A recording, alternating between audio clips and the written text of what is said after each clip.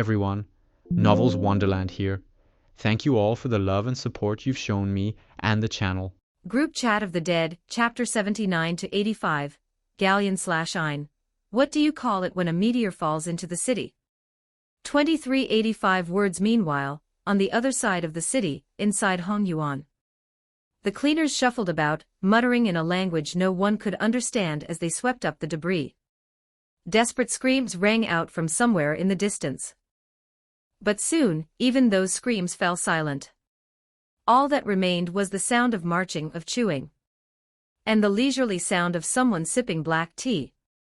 Beneath a parasol, Galleon sat upright in a plastic chair, unhurriedly drinking her tea, looking for all the world as though she hadn't a care in the world. As the executive, the administrator of this city, she had every right to that kind of leisure. She had come here to deal with Hongyuan, one of the city's wings of the world. They had violated a taboo, after all. And anyone who violated a taboo, no matter who they were, would be mercilessly exterminated by the executive.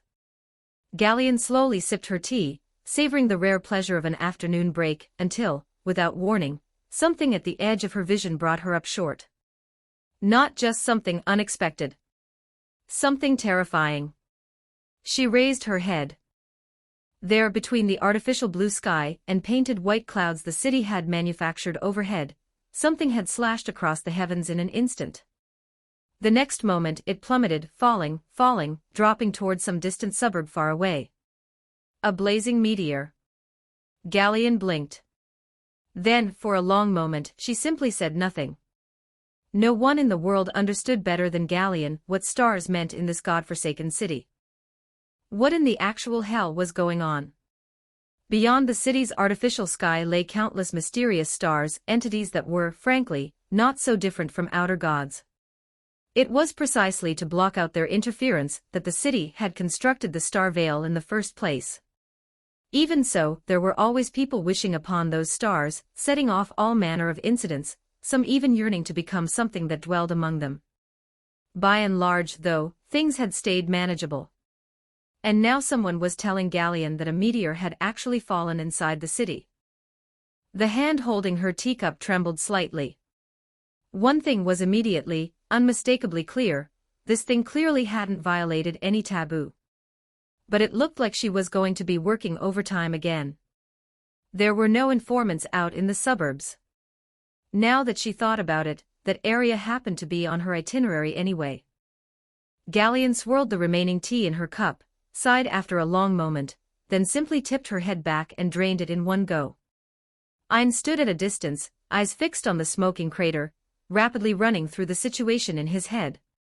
This kind of thing was extraordinarily rare inside the city. Rare to the point that you might go 800 years without ever seeing it once. Calling it a ghost story felt about right. But then again, Ein paused, it wasn't actually his first ghost story this past while, was it? He stood in silence for a moment. Then, after a brief deliberation, he made his decision. He turned and walked back into the lab at a quick pace, and ran directly into Benjamin, who had come out looking for him. "Professor. Where are you going?" "Looking for Callie." "Where are her people?" Ein glanced around as he asked. Benjamin thought for a short moment, then answered, "I think I just saw her a moment ago." "Oh, she's probably stepped out. If I remember right, Callie usually takes a walk around the institute grounds around this time of day." "Is something wrong, Professor?" Benjamin asked, puzzled, watching the expression on Ein's face stiffen visibly before his eyes. A cold feeling dropped through Ein's chest. And to be honest, it wasn't just Ein whose stomach dropped. Anthony's did too, right at that moment. Especially once he realized exactly how big a scene he'd just caused, and exactly what kind of person it had drawn out. Only now did Anthony finally understand why his world traversal had come with such a uniquely spectacular welcome package. "Oh, for the love of, so that's why I hit so hard. They literally kicked me down here like a shooting star. What the hell? Does this mean I'm an outer god now?" The really alarming part was that, after sitting with that thought for a moment, Anthony realized, he kind of actually did have that rank. He genuinely believed that the primordial river could be counted as an outer god to the world of G, the Moon G world. And his stand, in a certain sense, was essentially the primordial river's own flesh and blood, so didn't that make it an outer god too? The problem was, having the rank didn't mean having the power to match. So having received the spectacular entrance effect of a meteor impact, Anthony was now faced with a brand new problem. Namely, how exactly was he going to handle whoever his meteor special effects had attracted? He looked at the figure in front of him, Callie, studying him with sharp eyes, a mimetic greatsword resting on her shoulder, and broke into a cold sweat. Good news, Callie was here, so he probably didn't have to worry about other unwanted visitors being drawn in by the meteor show. Bad news, the person who was here was Callie, the single strongest individual in the entire Moon G worldview. A woman with the raw capacity to trade blow for blow with an executive-level entity. In Carmen's lifetime, she had been Carmen's personal bodyguard. Afterward, she had taken charge of the lab's security. Every word about her boiled down to one thing: absurdly, terrifyingly strong. Anthony kept the easy smile on his face, while in the back of his mind he was already quietly mapping out escape routes in case he couldn't talk her down. "Who are you?" The mimetic greatsword rested on Callie's shoulder as she studied Anthony with careful, guarded eyes and asked the question point blank. "Someone who fell out of the sky." That was the preliminary assessment she was already forming. After a moment of silent deliberation, realizing he had no choice but to answer, Anthony's survival instincts kicked in, and out came the first thing that came to mind. "I'm here to find Carmen." At the same time, he opened the group chat and spammed Carmen's tag. "White Holy Throne at AAA City Ghost. Holy shit, help help help, can you say a few words right now? Quick, put in a word with Callie. AAA City Ghost, you're about to get chopped by Callie. Let Night City burn, is something horrifying happening right now? Grand Flame wordsmith, by the looks of it, yes. AAA City Ghost, let me see. I'm not fully recovered yet, there's no saving you. Good luck, you're on your own.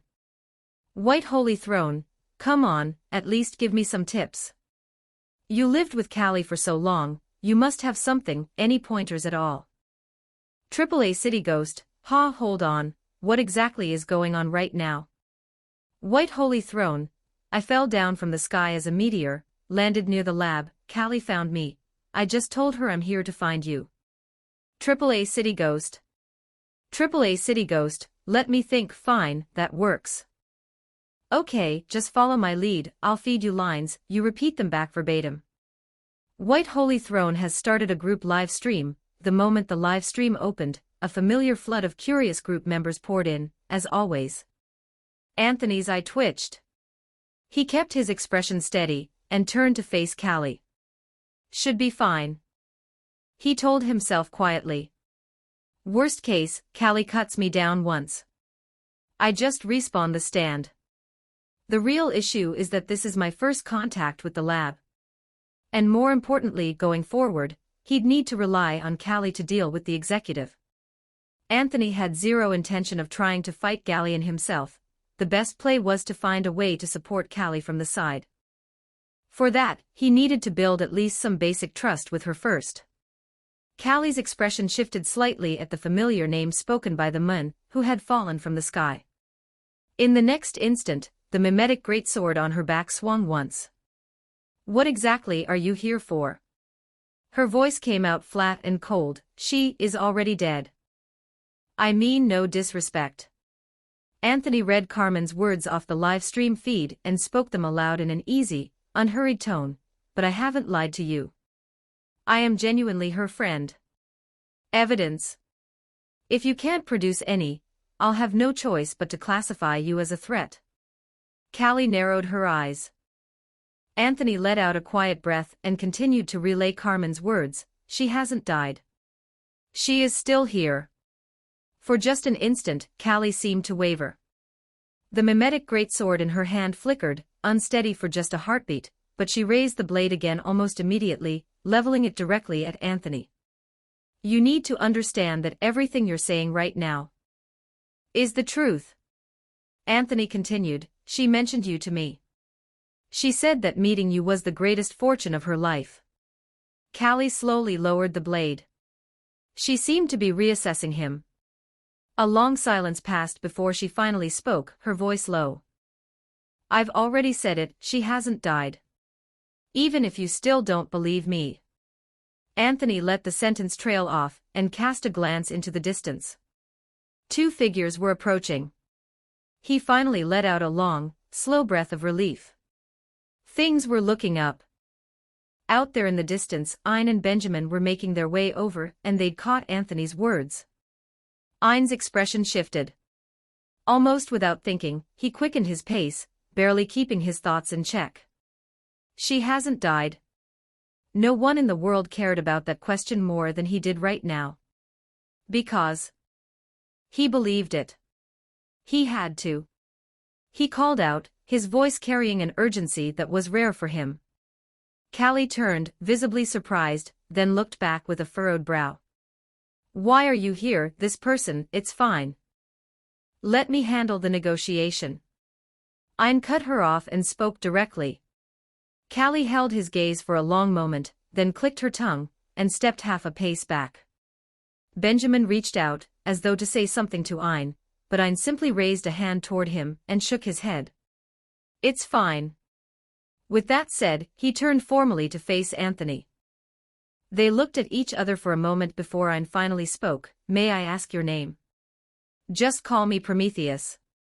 Thank God, finally someone I can actually negotiate with. Anthony looked at Ein and couldn't help but feel the tension in his chest ease. All things considered, there were times when talking to someone with slightly lower emotional intelligence had its advantages. You said just now that Carmen hasn't died. You've been communicating with her recently, haven't you? Anthony smiled slightly.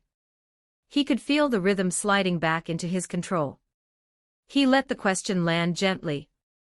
In the next instant, Ein's expression changed. He pressed forward, then it really is her, the genuine article. Anthony nodded, stepping out of the impact crater one stride at a time, moving gradually toward Ein under Callie's watchful gaze. Ein opened his mouth as if to say something, but in the end, nothing came out. After a long, heavy silence, the words finally broke free. Will I have another chance to see her? A chance to go back and atone for every sin I committed from that moment on. Ein thought this to himself, his mind drifting for a moment. For him, the question of whether Carmen could live was no longer just a matter of personal feeling. It had become something more. A symbol that everything he had done would eventually bear fruit. That the 100 crimes he had committed could one day find their redemption in a single act of grace. Anthony looked at Ein for a long moment and quietly sighed. Then, finally, he spoke, of course. Of course you will. That chance will come, I give you my word. You may even live to see the day she truly comes back. Allow me to introduce myself properly. My name is Prometheus. I am Carmen's friend and I come from beyond the stars. I've come here this time to find Carmen. Anthony gave a slight bow, then turned back to Ein with a smile and asked, so then? Will you take me to her? A short while later. Inside the institute, under Callie's gaze, still carrying a certain edge of vigilance, Ein walked ahead, leading Anthony into a room. If anything happens, I'll come straight in. Callie said this to Ein without preamble. Ein nodded to show he understood, then led Anthony through the door. In an instant it appeared before Anthony, inside the room, suspended in an enormous green tank, slowly drifting, a nervous system. A tank made from Carmen's nervous system. We're here. Ein's voice carried no particular emotion. Then, a beat later, quiet uncertainty crept in. This is the place, isn't it? Anthony looked at the tank before him. He reached out and ran his fingers across the smooth surface of the glass. Then he smiled. It's been a while. The next moment, Ein watched something appear in Anthony's hand, something shaped like a glass window. Anthony opened the group chat, and with a smile, typed to Carmen, White Holy Throne at AAA City Ghost, you ready? White Holy Throne, Time to get prepped for your debut as the city's cyberpunk ghost. AAA City Ghost. AAA City Ghost, wait, hold on, what are you about to do? Seek, Walnut-chan New History, Samsara Game, starting in the long dark with my waifus. Let's hit these goals. 100 Power Stones equals 1 extra chapter for the public. Chapter 80, Callie, Ein, and Carmen's Reunion, Carmen's Ascension, 4K, 2,466 words, White Holy Throne, hold on a moment. After typing the message in the group chat, Anthony channeled some points into the glass window in his hands. Almost instantaneously, the glass window activated, and within it, the myriad possibilities surrounding the bucket before him began to manifest. At that same moment, Carmen, her soul foundation still tethered to the bucket, found herself gazing at the glass window, watching as an infinite cascade of possibilities unfurled across its surface. It must be said, the glass window was an incomplete form of this singularity technology. Compared to the mirror, it was missing a considerable number of functions, and even in its core purpose of observing other possibilities, it was profoundly unstable. And yet, the moment Carmen fixed her gaze upon the glass window, she felt, almost instinctively, the presence of something like a pull. The next instant, it was as though some binding upon her soul had suddenly snapped free. Around her neural pathways, the cogito she'd carefully dressed herself in seemed to boil and churn. In that moment, Ein's expression flickered, and he turned his head sharply toward Anthony. But Anthony held his composure, his expression unchanged. If anything, he looked like he'd just let out a quiet sigh of relief. Don't rush. We're almost there. What exactly is happening right now? Ein forced down the impulse rising in his chest, and addressed Anthony directly. Anthony, faced with the question, paused briefly in thought before speaking again. She's ascending. It's fine. If everything goes smoothly, you'll be able to see her very soon. Anthony said quietly. Then he glanced toward the door, swept a gaze across it with his soul's vision, and let out a soft sigh. Oh, right, do me a favor and intercept Carly. Ein reflexively started to say something, but Anthony cut him off. The next moment, the door burst open and Carly strode in, already speaking the instant she crossed the threshold. I just heard something off coming from in here. Ein, what's going on? Do you need me to handle something? Before she could finish, Carly's eyes landed on the boiling vat in front of her. Her pupils contracted sharply. Her hands moved faster than her brain, reflexively raising her mimic weapon. Ein's quiet voice rang out, calling her to a stop. There was a faint note of resignation in his tone. Just wait a moment. Carly opened her mouth with a frown, and then, before she could finish, something whispered past her ear. A soft, familiar sigh. So achingly familiar. In that instant, the mimic lowered in her hand, not even a conscious decision. Carly's eyes went wide. Finally, in a voice threaded with a faint tremor, she whispered, Carmen. Carmen felt, in that single instant, as though she had fallen into an extraordinarily long dream. The moment she saw the glass window, it was as if fate had already written the outcome. Guided by some current, some flow, Carmen drifted toward the infinite possibilities shimmering within it. There was no light here, and so she lacked the ability to interfere with those infinite possibilities. But with the glass window's assistance, Carmen could see. And so, the next moment, she stepped into that boundless expanse of possibilities.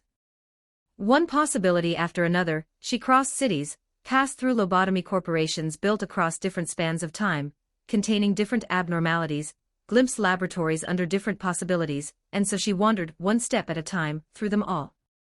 It was as though, in this moment, her soul had already slipped free of its tether to the well, and drifted ahead, deep into the infinite reaches of possibility. A wandering spirit. When the realization came, Carmen found, strangely, that she felt not the slightest surprise. As if this had always been her gift to begin with. As if being capable of this was simply.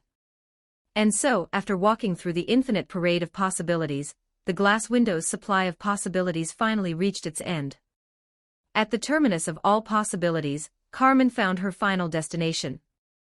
She stepped into the river. As naturally as breathing, the moment Carmen expressed her intent to enter the city's subconscious river, the river welcomed her with open arms.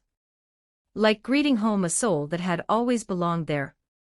And after stepping into the river, Carmen felt, at last, that her long journey had reached a certain end.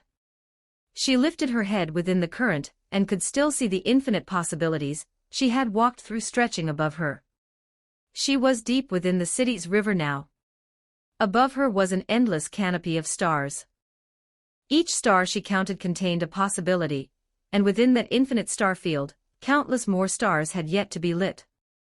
Among those stars, the one brightest and closest to her radiated a sense of affinity, as though she need only reach out, and that place would become an extension of herself, like a limb. So, without a moment's hesitation, Carmen did exactly that. And as she did, her sight, her tendrils of awareness, finally stretched and reached into this suburban laboratory. Then she let out the first soft sigh of her return. The scene returned to the interior of the laboratory. Carly stood rooted in place, looking up in near disbelief, glancing around frantically, tense, searching, yet no matter where she looked, Carmen was nowhere to be seen. "Carmen, is that you? Was that your voice just now? She spoke to you, didn't she?" Ein watched Carly, and quickly collected himself. He asked the question calmly. If Anthony had been right, then he'd already heard Carmen's voice a few times before now, which meant he ought to be able to steady himself faster than Carly could. "Yeah, right." Anthony glanced back at Ein's hand and noticed the arm hanging at his side was trembling, faintly but unmistakably. Which told him that Ein was about as calm right now as he was pretending to be. "I'm not sure if it was her. But that should have been her voice." Anthony let out a breath, and went ahead with something a bit more direct. "Open the group chat at Carmen, send message, all in one fluid motion. White Holy Throne at AAA City Ghost. So, how'd it go? Did you ascend?" "AAA City Ghost, ascend, what kind of way is that to put it? But honestly, the feeling right now is something else. I'm still getting used to what's going on. White Holy Throne, handle the situation in front of you first. You should have open mic access now, right? White Holy Throne, chat with Ein for a bit, then have Ein run some tests. Good timing to see exactly what you came away with from all that. AAA City Ghost, sure, works for me." Anthony closed the group chat and turned to Carly. "Don't panic, just relax, she should be settled in any second now, and then she'll be able to talk to you."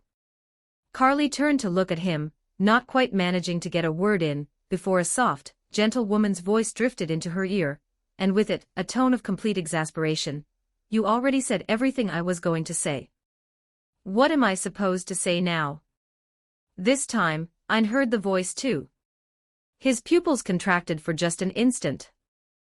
Carly, meanwhile, froze again, and then heard, right by her ear, a familiar voice absolutely brimming with smug satisfaction. "Carly, Ein, long time no see.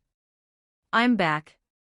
Carly drove her mimic into the floor, took a long, deep breath, and tilted her head back. "If you feel like crying, you don't have to hold it in. What do you know?" Carly immediately snapped her head down and shouted at Anthony, who'd offered the quiet words of comfort. "It's okay, Carly." It was Carmen who spoke gently, softly, in that moment. "Won't be disappearing on you without a word anymore. I only feel the regret when I'm about to die, don't I, Carly? Being able to come back, it really does feel wonderful. And you're still here. That's all I could ask for." For a moment, Carly bowed her head, pressing her lips tightly together, covering her face with her hands. Finally, after a long moment where her shoulders trembled, she snapped her head up, and broke into a wide smile at the empty air in front of her, not knowing whether Carmen could even see it. Carmen, welcome back." Anthony was left utterly speechless. Good grief. A Carmen fanatic, through and through. Was this really the same person who treated him like furniture? As he clicked his tongue internally a couple of times, Anthony could have sworn he heard Carmen's voice somewhere in the background, absolutely reveling in schadenfreude, and felt even more at a loss for words. After the laughter died down, Carmen turned, her voice shifting toward Ein. What's wrong? Why have you gone quiet again?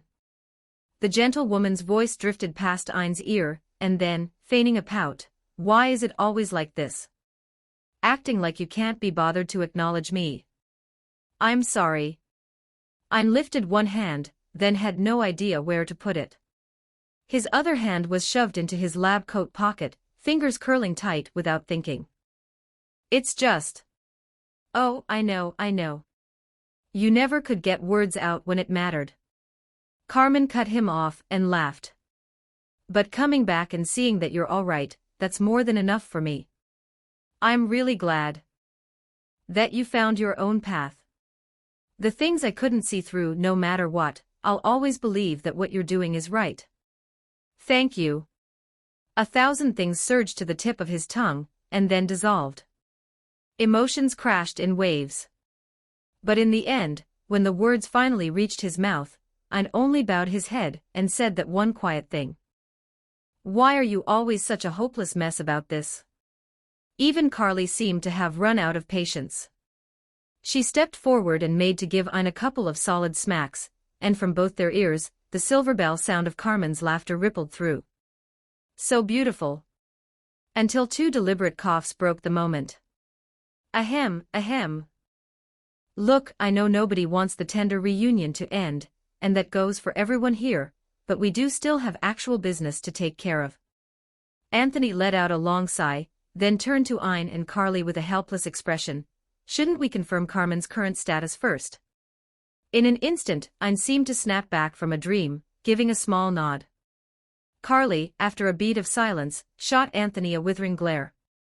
Seriously, Carmen fanatics, every last one of them. Anthony's eye twitched slightly. He watched as Ein hesitated for a brief moment, and then turned away. Please follow me. I imagine you also have quite a few things you'd like to discuss. Ein said it calmly as he turned, walking ahead. This visitor from beyond the stars, he had no shortage of questions for them, either. But with Carmen's arrival, many of his plans had been thrown into disarray. Now, while he had the chance, he could settle both matters at once. I'll go stand guard outside. Call me when you're done. Carly tucked her mimic under her arm and stationed herself by the door. Watching her go, Anthony relaxed slightly, exhaled, and met Ein's eyes, a somewhat roguish smile spreading across his face. You're right about that. I do have a few things I need to say.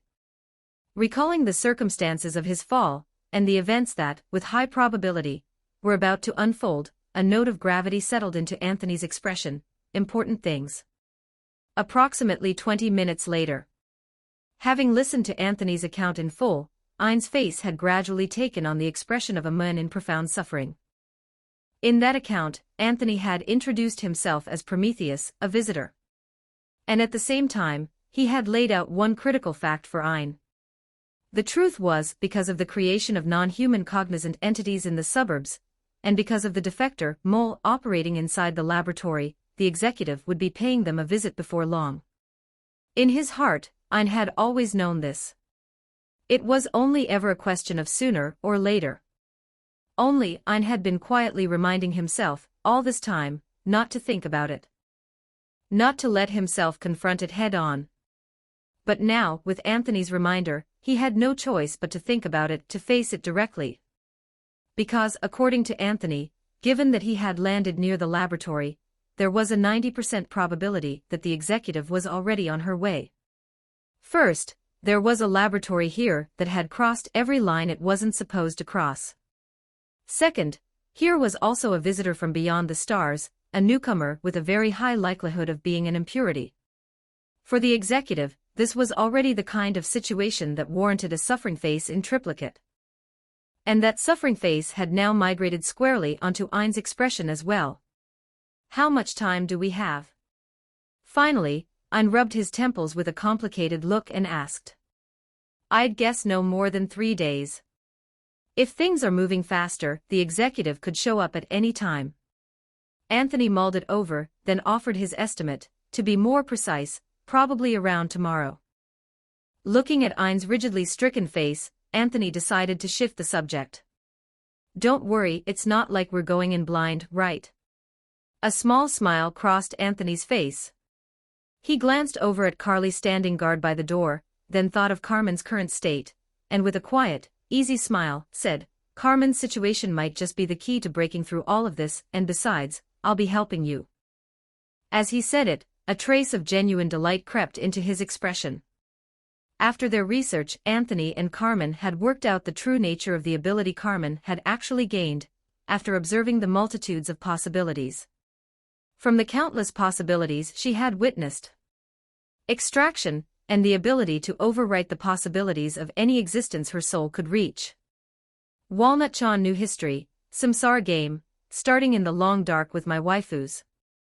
100 Power Stones equals +1 bonus chapter for everyone. Chapter 81, Leader's Battle begins, Ein's Tuner Personality Overlay, 4K, 2,446 words. Is this actually going to work? Ein looked at Anthony, momentarily hesitant, and voiced the question. Anthony just shrugged, then waved a hand at the empty air. Honestly, I'm not totally sure, but hey, maybe. Carmen's smiling voice drifted out of thin air, echoing in both Ein's and Anthony's ears. At the very least, I've never felt better than I do right now. Nobody understood the state Carmen was in better than Carmen herself. To put it plainly, the Carmen of this moment had, without exaggeration, ascended to something like a local deity.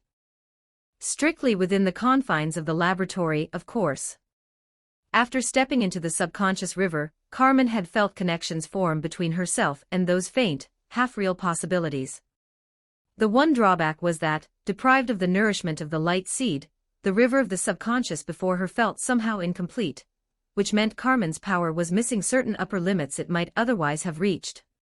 Correspondingly, she couldn't directly interfere with those possibilities, but even so, a remarkable array of effects had already begun to manifest. For instance, right now, Carmen could feel with crystalline clarity every single piece of equipment in the laboratory, every employee, even every blade of grass and leaf.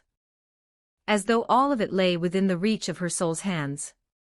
She needed only to extend a fingertip, and she could pluck another possibility from the stars above, then drape it over what was here like a second skin. Within this laboratory, she had become, in every meaningful sense, a god. By Carmen's own account, she could see the possibilities and currents flowing through the countless lobotomy corporations of the future, and moreover, she could feel with perfect clarity that, if she so wished, she could replicate any abnormality, any person, any event from among them, and manifest it here. Even further into the distant future, Carmen could catch glimpses of what lay within the library itself. The replication was limited to Lobotomy Corporation alone. But honestly, was that not enough? This was the infinite possibilities of an entire wing. At present, Carmen was leafing through those possibilities with great interest, fishing out whatever she found entertaining and rattling it all off to Ein in an unstoppable stream. Let me see what kinds of possibilities you've got. Oh wow, Ein, what is this Adam saying? Carmen asked curiously, it sounds so over the top. Is this really one of your possibilities? What exactly did I say? Ein tensed instinctively, and then Carmen read a couple of lines back to him, at which point Ein gradually fell silent. Is there nothing else? A moment later, amid a helpless sigh, Ein put the question back to her. There's also an old man. Watching the growing puzzlement on Ein's face, Anthony cleared his throat twice, then turned toward Carmen with an expression full of expectation. What about me? What about me? Are there any possibilities I can see for myself? Let me look. Faced with Anthony's request, Carmen had no reason to refuse. So she swept through the infinite star canopy of possibilities, searched for quite a while, even narrowed the scope down to Prometheus himself, and finally, after a long contemplative pause. Not a single one. The laboratory now had 2 dejected souls in it. Anthony didn't understand. What the hell, it had to be targeted specifically at him, right? Okay, fine, his original self having no possibilities was one thing, but not even his avatar had any. Just how absurdly high was the primordial river's standing, exactly? I'd forget it. Let's get to the actual business. Are there limits on the overlay? I can't touch anything that belongs to the light, My rank isn't high enough for that yet. Carmen mulled it over for a moment, then gave her answer with confidence, but everything else is fair game. Abnormalities especially, I seem to have quite an affinity with them. The only caveat is that overlaying costs a certain amount of energy. That won't be a problem. Ein said calmly, then looked up toward Anthony. So then, how do we handle the problem of the head? Honestly, given where things stand right now, I think we can afford to shelve that concern for the moment. Anthony's eye twitched slightly, and that was his answer to Ein. Fair enough, if it were any other wing, Anthony might actually be a little worried, but they had Carly here, after all. Did people not understand what it meant to have the city's undisputed strongest person on your side? When it came to a one-on-one against a head, the strongest person's credentials were simply too authoritative to argue with. And with Carmen's support layered on top of that, if Galleon showed up and somehow managed to beat Carly, Anthony would eat his own name backwards. All that was left was to tip the scales just a little further, make victory feel like the natural outcome, and beyond that. Anthony raised his head and looked at Ein, which for some reason left Ein feeling vaguely baffled. Why are you suddenly staring at me? No reason. Just thinking about how much a head is worth. Anthony let out a wistful, appreciative sigh, which only deepened Ein's confusion. Not just the head, her minions too, the serums they're carrying, their various singularity technology equipment. And once we crack open the head's skull afterward, the tech inside is another massive haul, plus all kinds of fascinating applications. Ideally, we'd get as many of them to come as possible. Anthony let out a soft, wistful exclamation, barely suppressing the urge to laugh out loud. Prime material, all of it. Oh right, there might even be some crucial information in there related to the Light Seed launch plan, you know. Having made a few rough guesses about the conditions for Carmen's full resurrection, Anthony smiled, turned back to Ein, and in a tone of gentle, persuasive reasoning, said, "You don't want Carmen to stay stuck like this forever, do you?" In that moment, Ein went quiet. Then he silently looked toward Anthony. Something like a silent agreement had been reached. The laboratory sprang back into motion. And by the time the distant outline of the suburban research facility could finally be spotted on the horizon, it was already the next day. Galleon stood at a distance, eyes fixed on that laboratory, brow lightly furrowed, and then let out a sigh. Any trace of the fallen star? She turned her head toward the minions behind her, and asked the question. The lead minion she'd sent out shook his head, and Galleon's frown deepened again. Still nothing. In truth, Galleon had already reached the suburbs the previous night, and upon arriving, had immediately dispatched the minions she'd brought to search for the fallen star. That thing was, without question, a genuine piece of impurity now. Not just ordinary impurity, either, this required decisive force. So from the moment she'd set out, Galleon had judged that the 2 minions assigned to accompany the H-Company visit were almost certainly not enough. She'd hustled to scrape together 6 more. Among them was even one designated as an executor. This lineup, by the standards of past records, should be more than sufficient to handle one fallen star, and if the individual turned out to be relatively amicable, it might not even come to a fight. Then things got awkward. The numbers were there, but they couldn't find the target. And that was a much bigger problem. Finding it would be one thing, but not finding it sent a very different kind of chill through you. If the thing had gone into hiding, was it building up to something? Keep searching. Possible lead. Suddenly, the one minion who had remained silent, the executor, spoke up. Galleon turned to look at him with mild surprise, then gestured for him to continue. In all likelihood, it is within the target laboratory. The point of descent was extremely close to that location. The executor chose his words carefully before continuing, authorization to enter and investigate. We were always going there anyway. If we happen to find it, consider it a pleasant bonus. Galleon was quiet for a moment, then turned and said flatly. Think of it as a change of pace. First, clean up the matter of this rule-breaking laboratory. Then put everything into finding the fallen star. It wasn't as though 8 minions plus a harmonizer could possibly botch something as simple as one ordinary suburban laboratory, was it?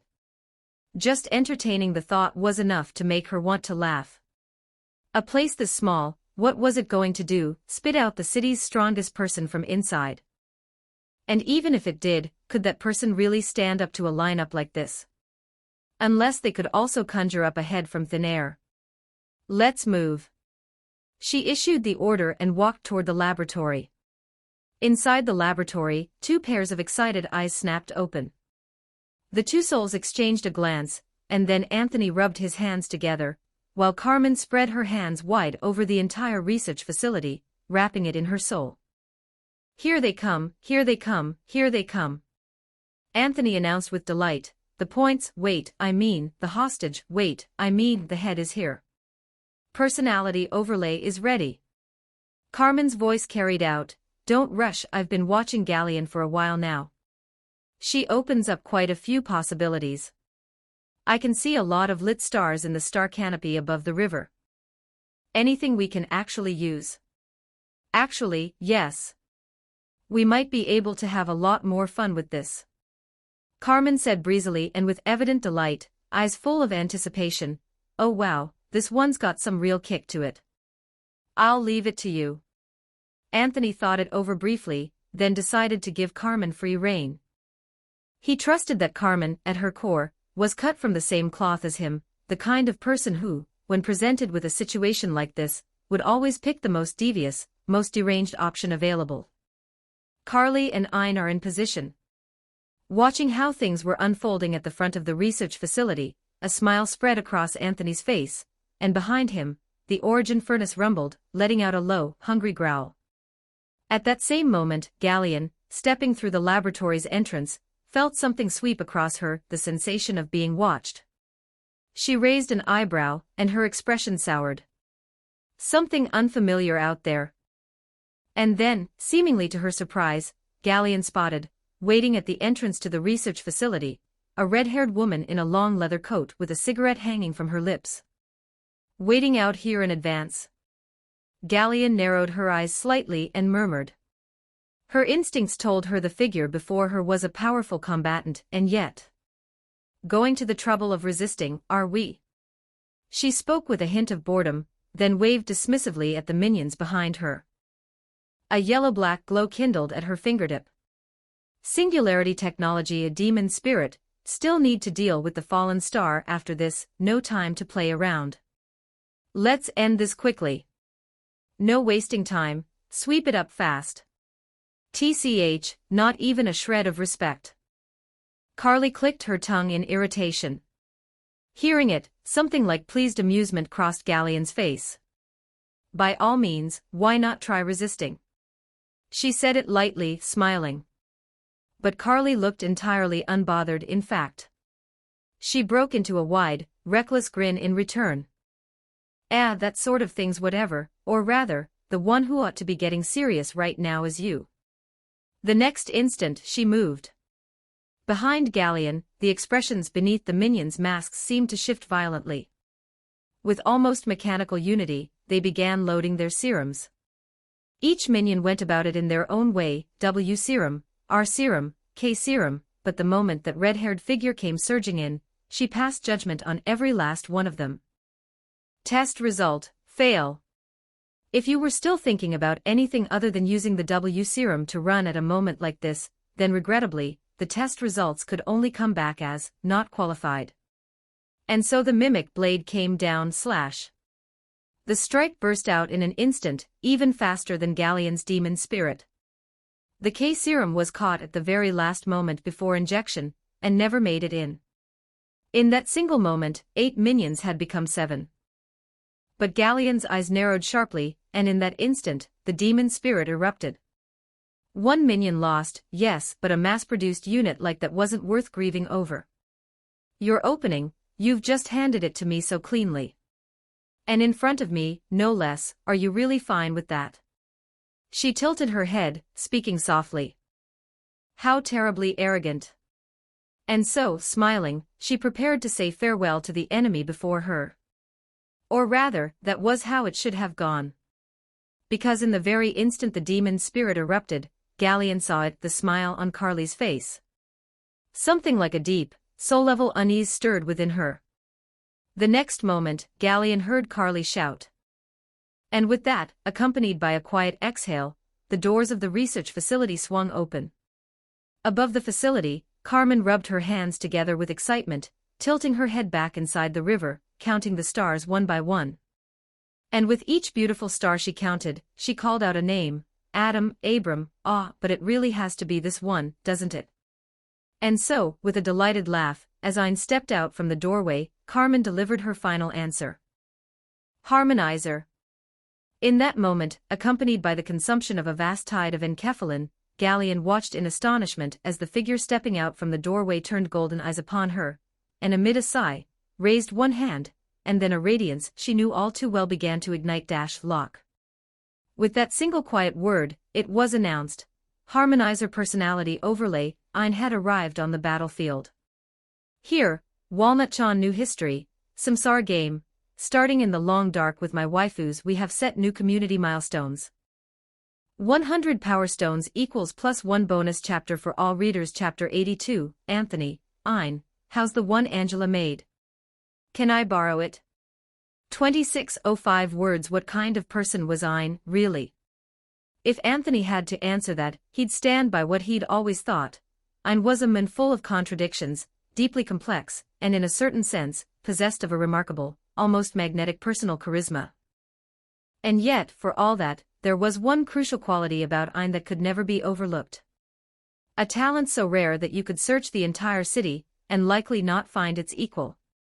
Creating Angela, nearly single-handedly developing singularity technology from the ground up, and later driving the entire operation of Lobotomy Corporation, it was precisely because of this talent that Ein possessed the very real potential for something called the director. So if that potential existed, why not draw it out? And so, smiling all the while, Carmen reached her hands out toward the stars and blew a light, cheerful whistle. Just like that, she held in place the existence known as the tuner persona Ein. For Galleon, however, the situation unfolding before her eyes could only be described as absolutely, certifiably insane. She narrowed her eyes, staring at the Ein standing before her, and for just an instant, a flash of pure disbelief crossed her face. Among the directors of Company A, the position of tuner should only ever exist as a single seat, and yet, how could a director be appearing here, of all places? But that use of the lock just moments ago, and now, the faint glow of the fairy flickering back to life in his hands. There was no room for doubt.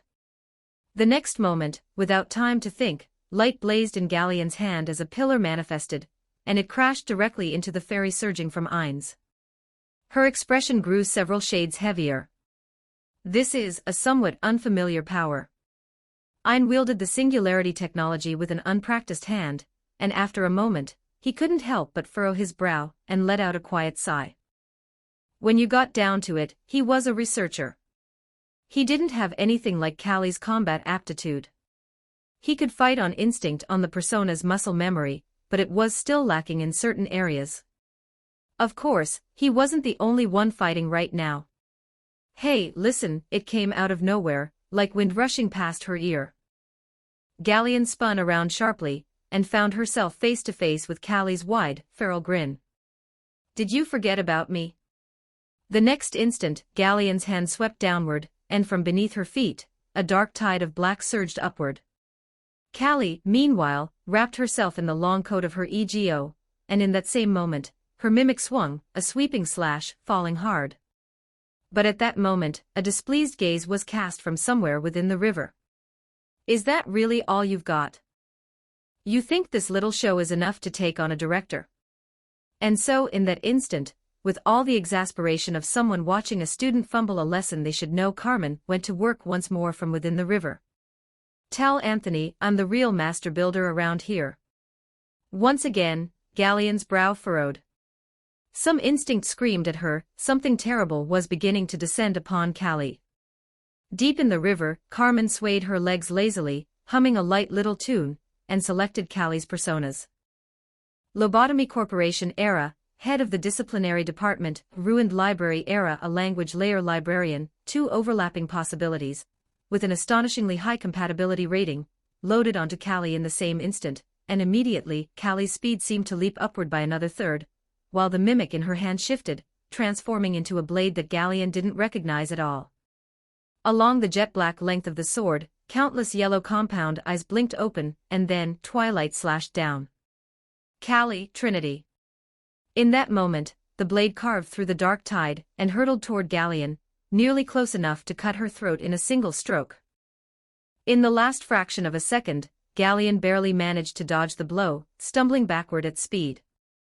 The remaining 7 lackeys surged forward in a swarm, and Galleon turned her head back toward Ein, suddenly feeling that things were becoming decidedly unpleasant. Meanwhile, back inside the laboratory, Anthony was floating in midair, watching the whole scene unfold, while enthusiastically chatting with the viewers in the stream. "Oh wow, look at that, this Galleon is terrible.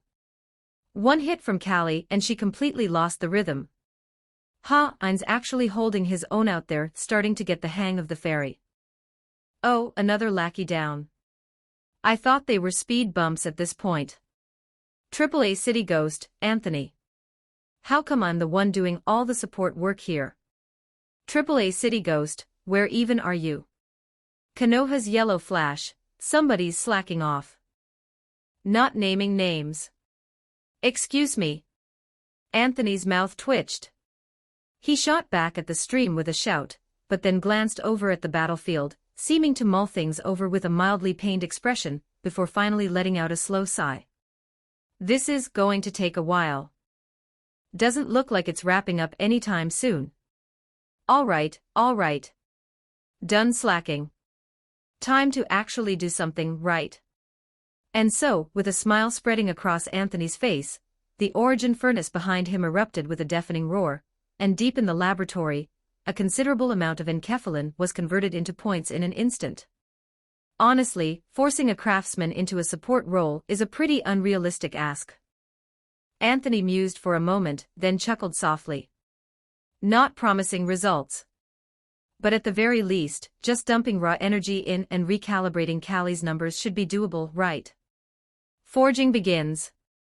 And so, under Anthony's expectant gaze, countless streams of soul energy were seared within the soul flame of the origin furnace, reduced to their most refined, distilled essence.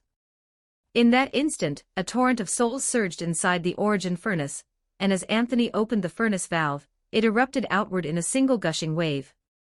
Every last drop of it poured directly into Twilight, the blade in Callie's hand. Countless compound eyes snapped wide open, and in that moment, the great sword seemed to have been given a soul of its own. Its grotesque maw opened and closed, and then Callie's eyes lit up.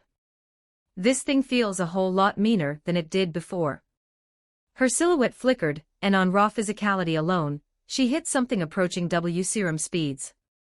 She swung Twilight freely through the air, and after using another lackey as a speed bump and rolling right over him, she was standing in front of Galleon again. Once more, she brought Twilight down. What a temporary buff on top of everything else. Feeling the blade in Callie's hand grow sharp and vicious all over again, Galleon's face contorted like she'd bitten into something deeply unpleasant. No matter how she turned it over in her head, she could not figure out how things had gotten this bad. She raised the dark tide again, layered lock and pillar on top of it, and yet found herself forced to split her attention once more, managing the constant harassment of the fairy coming from Ein's direction. The situation was beginning to make Galleon's head swim. And it was in that one dizzy instant that she felt a sudden chill at her throat, and a small spray of blood. She'd been cut. That hasn't happened in a long, long time. A strangely nostalgic thought, Galleon realized dimly, and she looked around, her expression momentarily unfocused, scanning her surroundings, only to notice something wrong. Why did Callie's presence seem to be still rising? And what on earth was that new weapon she was pulling out? For a moment, both Galleon and Callie stared in equal bewilderment at the pristine white scepter that had materialized in Callie's hand. Finally, Callie raised an eyebrow. Also seems pretty impressive. Deep within the primordial river, Carmen quietly withdrew her hands. I can't let Anthony show me up. Then I'll just stuff a little more in. She thought this with immense satisfaction, While back in the laboratory, Anthony glanced back at the origin furnace still thundering behind him, then looked over at Callie, and felt a wave of profound indignation. Now it's turning into a competition. If it's an arms race, then it's an arms race, bring it on. And so the origin furnace roared back to life, the soul flame within it blazing more furiously than ever. Anthony clapped both hands together, and a virtually inexhaustible torrent of souls surged once more toward Paradise Lost in Callie's grasp. And so it was, one male ghost and one female ghost, locked in an escalating arms race, and facing the most immediate consequence of that arms race, Gallian fell into silence. She was starting to think. What in the world is going on in this tiny little laboratory? Callie brought Paradise Lost sweeping down, countless thorns lashed out, pinning Gallian in place, and then twilight fell, driving toward her throat. Ein exhaled quietly and raised his hand once more, a brilliant radiance blazing to life between his fingers. In that moment, the only thought left in Gallian's mind was a single, crystal-clear conviction. Whatever is happening, this laboratory is completely, utterly wrong. She needed to get back to Company A. She needed more people to deal with this. And so, in that instant, Gallian made her choice without a moment's hesitation. Among all the singularity technology at her disposal, she activated her emergency teleportation device. It required a brief moment to channel, but as long as she wasn't killed in the next split second, she could, in theory, escape safely. But the instant the channeling began, the color drained from Gallian's face. The channeling.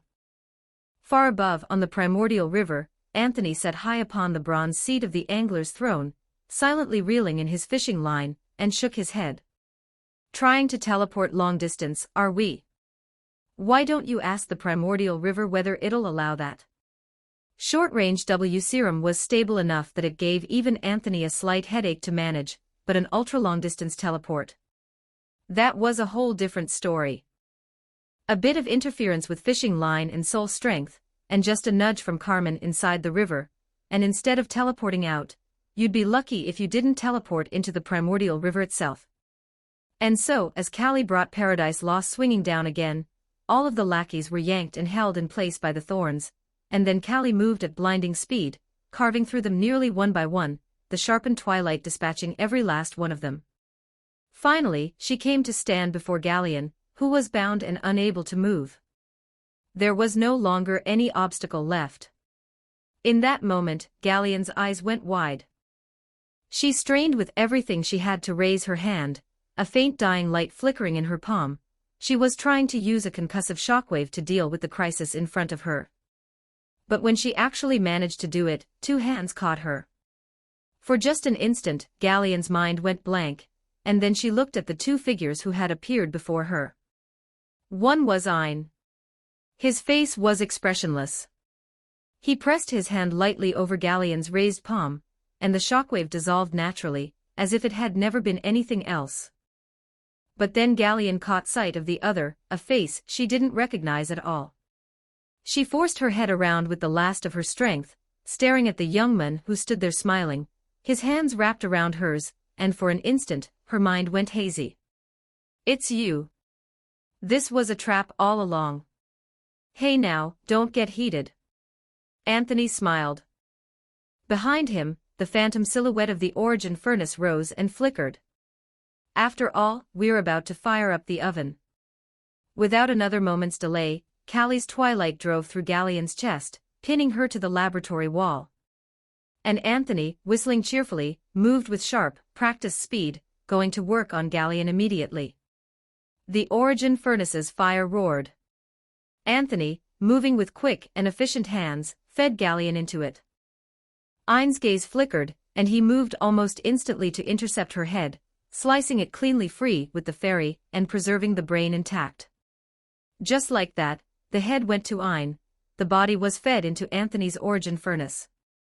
The estate of one director had been divided up with casual, cheerful ease. Could you at least try to show a little respect? Even Ein couldn't help a rare murmur of complaint. Anthony shrugged and said nothing. I'd say that counts as handled, wouldn't it? Carmen's voice drifted into everyone's ears, and then, at once, the persona overlay states on both Callie and Ein were fully released, and they returned to their prior baseline. The director crisis is temporarily resolved. Anthony gave a small nod, turned his head, looked at the brain in Ein's hands, and let out a slow breath. From here on out, if Anthony's memory served, it would be time to dissect Galleon's brain. Extracting Galleon's brain would yield a great deal of critical information, including how to avoid the eyes of Company A's surveillance, and the conditions for becoming a wing. In other words, Galleon's death here was functionally indistinguishable from a disappearance. And with this, Ein could formally begin the next phase of his plans, launching the construction of Lobotomy Corporation, and setting the Light Seeds project into motion. And with Carmen's help in extracting and overlaying possibilities, the pace of all of this was likely to move considerably faster than it would have originally. Honestly speaking, faced with this situation, it would be completely impossible for Anthony not to be eyeing his opportunity. Come on, this was Lobotomy Corporation. Did they have any idea how much enkephalin that place produced, and how many points that translated into? In fact, as far back as the day the Styx ferry upgraded to level 2, Anthony had already been quietly entertaining a few ideas about Lobotomy Corporation. And so, in this moment, Anthony raised his head and looked toward Ein.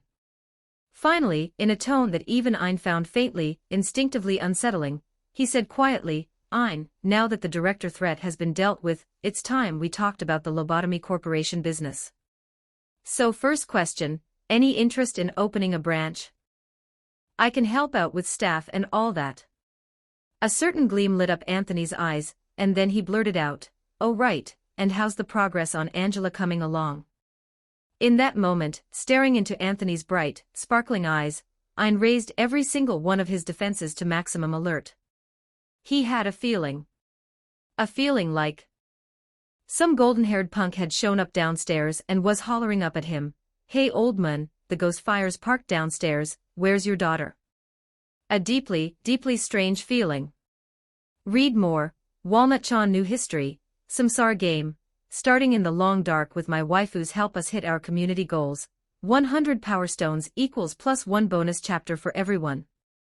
Chapter 83, Ein, you mean Angela calls me father and mother is Carmen. 50-25 words. The dissection of Galleon's brain began without delay. Thanks to Ein's extensive and accomplished experience handling matters of this sort, and with the proper working environment in place, it took almost no time at all for him to extract Galleon's brain intact, and to read out the bulk of the information stored within. And so, once Ein had grasped the full scope of the situation, he acted without a moment's hesitation, doing precisely what needed to be done. Drawing on the knowledge contained within Galleon's mind, he slipped past the watchful eyes trained on him, and methodically tied up the loose ends surrounding the Anthony affair. After expending a considerable amount of effort and care, Ein managed to fabricate the appearance of a clean outcome. The contaminant has been purged, but the tuner himself has vanished. With that handled, Ein finally had a moment to turn back and look at Anthony, who had been hovering at his side from the very beginning, wearing that easy, unhurried smile of his. "Something on your mind?" Anthony noticed Ein's gaze and asked with a smile. "Just wondering who, exactly, you are." Ein turned his head away, and went back to extracting information from Galleon's brain, keeping his voice as level as he could manage. "Does it matter?" Anthony simply turned the question back on him. Ein went silent for a long moment. "If I told you that nothing I've done will affect the outcome of your final act of goodness, that I could even make it shine brighter, does the question really matter?" With Anthony's words hanging in the air, Ein let out a long, slow exhale after the lengthy silence. "You're right. Maybe it matters. But not to Ein, at least. He doesn't care. He's already committed enough sins. One more won't make a difference." If he was being honest with himself, the act of killing a tuner stirred very little fear or remorse in him. If anything, now that it was done, the only thing Ein found genuinely unforgivable was the waste of that death. They had come too far. There was no road back. The Seed of Light plan had to succeed. No matter the cost. No matter the sins accumulated. Ein had made his peace with that long ago. And if the day of reckoning ever came for him, as long as the launch of the Seed of Light was already secured, he would face it without a flicker of concern.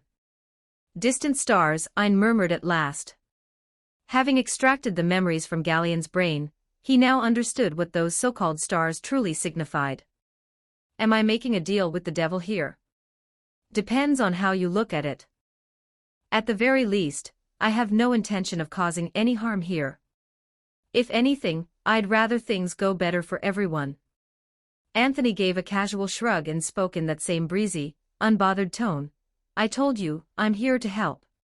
As for those stars up there, I'm not exactly fond of them either. As he spoke, Anthony tilted his head slightly and looked up through the window at the canopy of stars stretched across the sky. In that moment, a chain of logic snapped into place inside Ein's mind. The thing that had fallen like a meteor when Anthony arrived.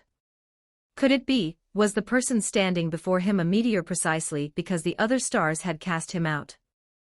Ein turned the thought over in his mind, uncertain. For Anthony, of course, the truth was something else entirely. The gaze he turned on the stars held no hatred, no yearning for the sea of stars, only a keen, hungry desire for points. Honestly, speaking as a purely objective bystander, if you could actually pry a couple of those stars loose, they'd be worth an absolute fortune, right? Anthony stared up at the glittering night sky, turning the thought over in his mind. In any other world, this idea would never have crossed his mind. But this was the city. Singularity technologies were worth a king's ransom apiece. The wings of the world were top-tier billionaires, the kind of people whose single hairs might be worth an unimaginable haul of points. And the stars? That was on a whole other level. In the worldview of Moonlit Reckoning, countless singularities had their origins traced back to the stars. Some singularities, take the sadness of the K Corporation, were nothing more than the byproduct of a single wish fulfilled as far as the stars were concerned. Just thinking about it made Anthony's eyes burn with excitement. God only knows how many points you'd rack up pulling even one of those stars down.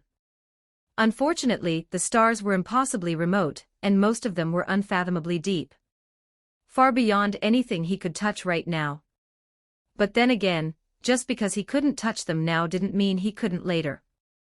Once Ein launched the Seed of Light, once Carmen had fully merged with the light, with that power, plus a fully grown chat group and himself, who was to say he couldn't storm the stars and rob them blind? Anthony drew a slow, deep breath, and let the rising tide of greed gradually settle. Then he turned back, fixing Anthony's familiar smile on Ein once more. All of that can wait until there's an opportunity. For now, for both of us, the Seed of Light plan is the priority. Tempting as it is, the stars can wait until after the Seed of Light is launched. That's when the real payday becomes possible. So how did the dissection go? Anthony turned to Ein with the question. Ein looked over at the brain before him, used a mechanical arm to seal it inside an iron box, and then spoke. The conditions for becoming a wing, I have a fairly clear picture now. As for how to make the Seed of Light germinate, he added, rubbing the bridge of his nose, I'd say I have a rough idea of the path forward. In fact, the conditions were far, far better than before. Given Carmen's bizarre current state of existence, Ein had thought it through carefully, and realized the preparation required had shrunk dramatically. Because Carmen was capable of observing the possibilities, in which the Seed of Light launched successfully. That meant the things that needed to be accomplished now had a reference pattern to follow. Those possibilities, through Carmen's accounts, had given Ein a rough sense of them. 10,000 years of suffering and cycles. Countless restarts forced by deviations from the script. But now, when Ein ran the calculations, it seemed like none of that was necessary anymore. Why go through all that trouble? The Seed of Light launch had two conditions. Sufficient energy, and the collection of the 10 core nodes needed to make the seed germinate. Energy was the simpler problem. Nothing as extreme as 10,000-year cycles was required. Production capacity could absolutely keep up. Build a few more branches, and the required output could be hit at speed. What had truly held the Seed of Light launch back, what had made success so elusive, was the collection of the 10 core nodes.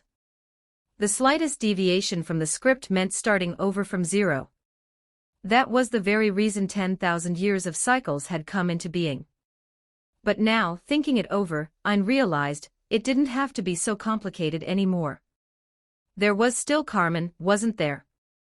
All he needed was to use Carmen to overlay the script-running timelines from other possibilities onto this one. When the moment was right and preparations were complete, simply overlay the possibility corresponding to each core suppression, and it was done. They didn't even need the still-living Carly, Daniel, and the others to become boxes anymore. In other words, the entire script had been simplified down to execute all core suppressions directly, finish the sweep, gather enough energy, and it's done. Absurdly easy. Building on that foundation, a complete strategy had already taken shape in Ein's mind. The groundwork for the wings was still indispensable, but on top of that, all he needed was to expand branch operations as broadly as possible and accelerate energy acquisition. The foundation for the wings of the world still needs time to ripen. But the energy side, preparations can begin now. Ein mused for a moment, then spoke. Anthony gave a slight nod and then asked, specific preparations. Hearing that, Ein glanced at Anthony, and for a moment hesitated. He wanted to say it. But the problem was, thinking back on everything Anthony had been up to lately, Ein suddenly found himself not quite so willing. Because a fairly critical element of the preparations was Angela. Without Angela, managing branch efficiency would inevitably become stretched thin. That much wasn't worth concealing. The only issue was that Anthony had, not long before, rather pointedly expressed his intentions regarding Angela. Which had stirred in Ein something disturbingly close to a worried father's apprehension. I know what you're thinking. Anthony looked at Ein's expression and spoke almost immediately, in a reassuring tone. It's fine, it's just Angela. I'm not going to do anything untoward. Don't you trust me? By the way, how's Angela's construction coming along? Anthony asked with an air of breezy indifference. Ein's eye twitched twice. A deep, bone-level exhaustion seemed to wash over him. In the end, under Ein's steady gaze, Anthony shrugged, and revised his words with something that sounded almost like reluctance. Okay, fine, there might be a slight ulterior motive. But at least it's not improper, right? At most, I just want to borrow someone. That shouldn't interfere with your plans, should it? Anthony raised an eyebrow slightly. For an intelligence at this level, splitting off an instance is basically trivial. The location of the original entity shouldn't even matter, should it? He leaned in closer to Ein, a faint glimmer of light in his eyes. Lend her to me to play with? Whether my river Styx can hit level 3 is riding entirely on you, Ein. Ein listened to Anthony's words. After a long stretch of silence, he finally let out a sigh. Exhausting. Current progress is still incomplete. The hardware and the theoretical work are largely finished, but the problem is the cognitive model development isn't done yet. In the end, Ein rubbed his temples and laid the issue out in front of Anthony. Ever since the decision to abandon Carmen's personality model and rebuild Angela from scratch, that line of research had been delayed again and again. Even now, there was nothing worth celebrating. But unexpectedly, upon hearing this, Anthony showed no sign of backing down. If anything, his eyes grew brighter, and a mysterious smile spread across his face. Troublesome? He smiled and said, if it's trouble, let me handle it. Ein turned back to look at Anthony, confusion deepening in his gaze, wariness sharpening by 3 degrees. Even Carmen, watching from her vantage point, finally seemed unable to stay silent any longer. Her voice rang sharp in Anthony's ear. What exactly are you planning to do to my daughter? You'll be helping too. Anthony shook his head, then spoke quickly. We are going to forge a soul for Angela. Both Carmen and Ein fell silent at those words. Several minutes passed before Ein looked up from his thoughts, turned to Anthony, and asked with some hesitation. Anthony nodded without the slightest hesitation, then continued. Something that would once have sounded like pure fantasy. But now, making it happen has become quite simple. Every condition that needs to be met is already satisfied, exceeded, even. If we move quickly, we might be able to witness her birth today. From the very beginning, Anthony had never planned to take his time. It wasn't in his nature. If they were going to create Angela, the best outcome was to get it done today. And as it happened, the conditions for exactly that were right here in front of them, weren't they? The union of soul and machine, and was there not, in this very place, the presence of a forger who was most supremely skilled at precisely that? Strictly speaking, Anthony himself didn't know this craft. But right now, he could work around the edges of it. Through the origin furnace, he could use soul energy to refine soul essence, producing a pristine, blank soul. Under normal circumstances, such a soul would have no possibility or qualification to give rise to intelligence. But the problem was Carmen was still here. The same insufferable cyber ghost and her miraculous possibilities. No intelligence. Then find one from within the infinite possibilities and crystallize it, simple as that. Besides, blank souls lacked many things but malleability. That was their greatest strength. They were one of the most beloved base materials forgers used in their craft. Carmen could freely follow her own will, painting across that pliable soul as she liked, drawing from the composite of countless Angelas across infinite possibilities, and sculpt an entirely new soul into existence. After that, Anthony would simply connect it to the River Styx's Wi-Fi, share the data and CPU from the Arasaka archives, and a basic server framework would be in place. Then Ein's team would gradually build the server out from there, and wouldn't Angela be complete? Ein listened as Anthony walked him through the plan. For a moment, his expression went somewhat blank. Then, after a long silence, Ein asked his question, "Where do we start?" And then Ein saw it, Anthony's signature mysterious smile surfacing once again. He snapped his fingers. In the void, a terrible sound resonated, and from the torn fabric of space, the primordial river revealed itself in cascading, kaleidoscopic color. Anthony pulled Ein outside the laboratory, and there at the base of the mobile city, something monstrous and angular jutted into view. Anthony turned around and stood before his domain, addressing Ein with a pleased smile. "Then allow me to say, welcome aboard the River Styx." A short while later, Ein opened the laboratory door once more. Behind it, inside the iron container, a blue-haired girl floated expressionless in a bath of enkephalin solution. Ein studied her for a long moment, and in the end, could only sigh. Then he turned and looked at Anthony standing behind him. "Then, I'll leave it to you. What comes next is beyond what I can contribute." With that, Ein stepped aside. Anthony smiled and nodded, and behind him, in an instant, the origin furnace let out a thunderous roar. Simultaneously, consciousness linked to the River Styx. The data stream of the River Styx's data core, the Arasaka archives, opened across the entirety of the laboratory almost instantaneously. Behind Anthony, within the origin furnace, countless threads of soul essence surged and churned, but rather than flowing away as a current, they began to gather, to condense, to settle. Finally, in the smelting flames of the furnace's soul fire, they resolved into a complete soul shape. A blank canvas, and yet one that gave off a dreamlike, almost illusory feeling, enough to make even Ein momentarily lose himself in a daze. Then Anthony raised his head and spoke quietly, "Well then, Carmen, the rest is yours, isn't it?" And in the void, a soundless, displeased sigh seemed to drift through the air. In the river, Carmen watched this scene unfold through the endless curtain of stars, her eye twitching, just slightly, at the corner. "I don't know why, but I really want to file a complaint against this Anthony person. Someone's trying to steal my daughter. Right out in the open, without even trying to hide it." But the problem was, she couldn't refuse. The proposal Anthony had put forward was, truly, a once-in-a-lifetime opportunity. If she passed on it now, there would be no second chance. This was the only method that could make Angela's birth more controlled.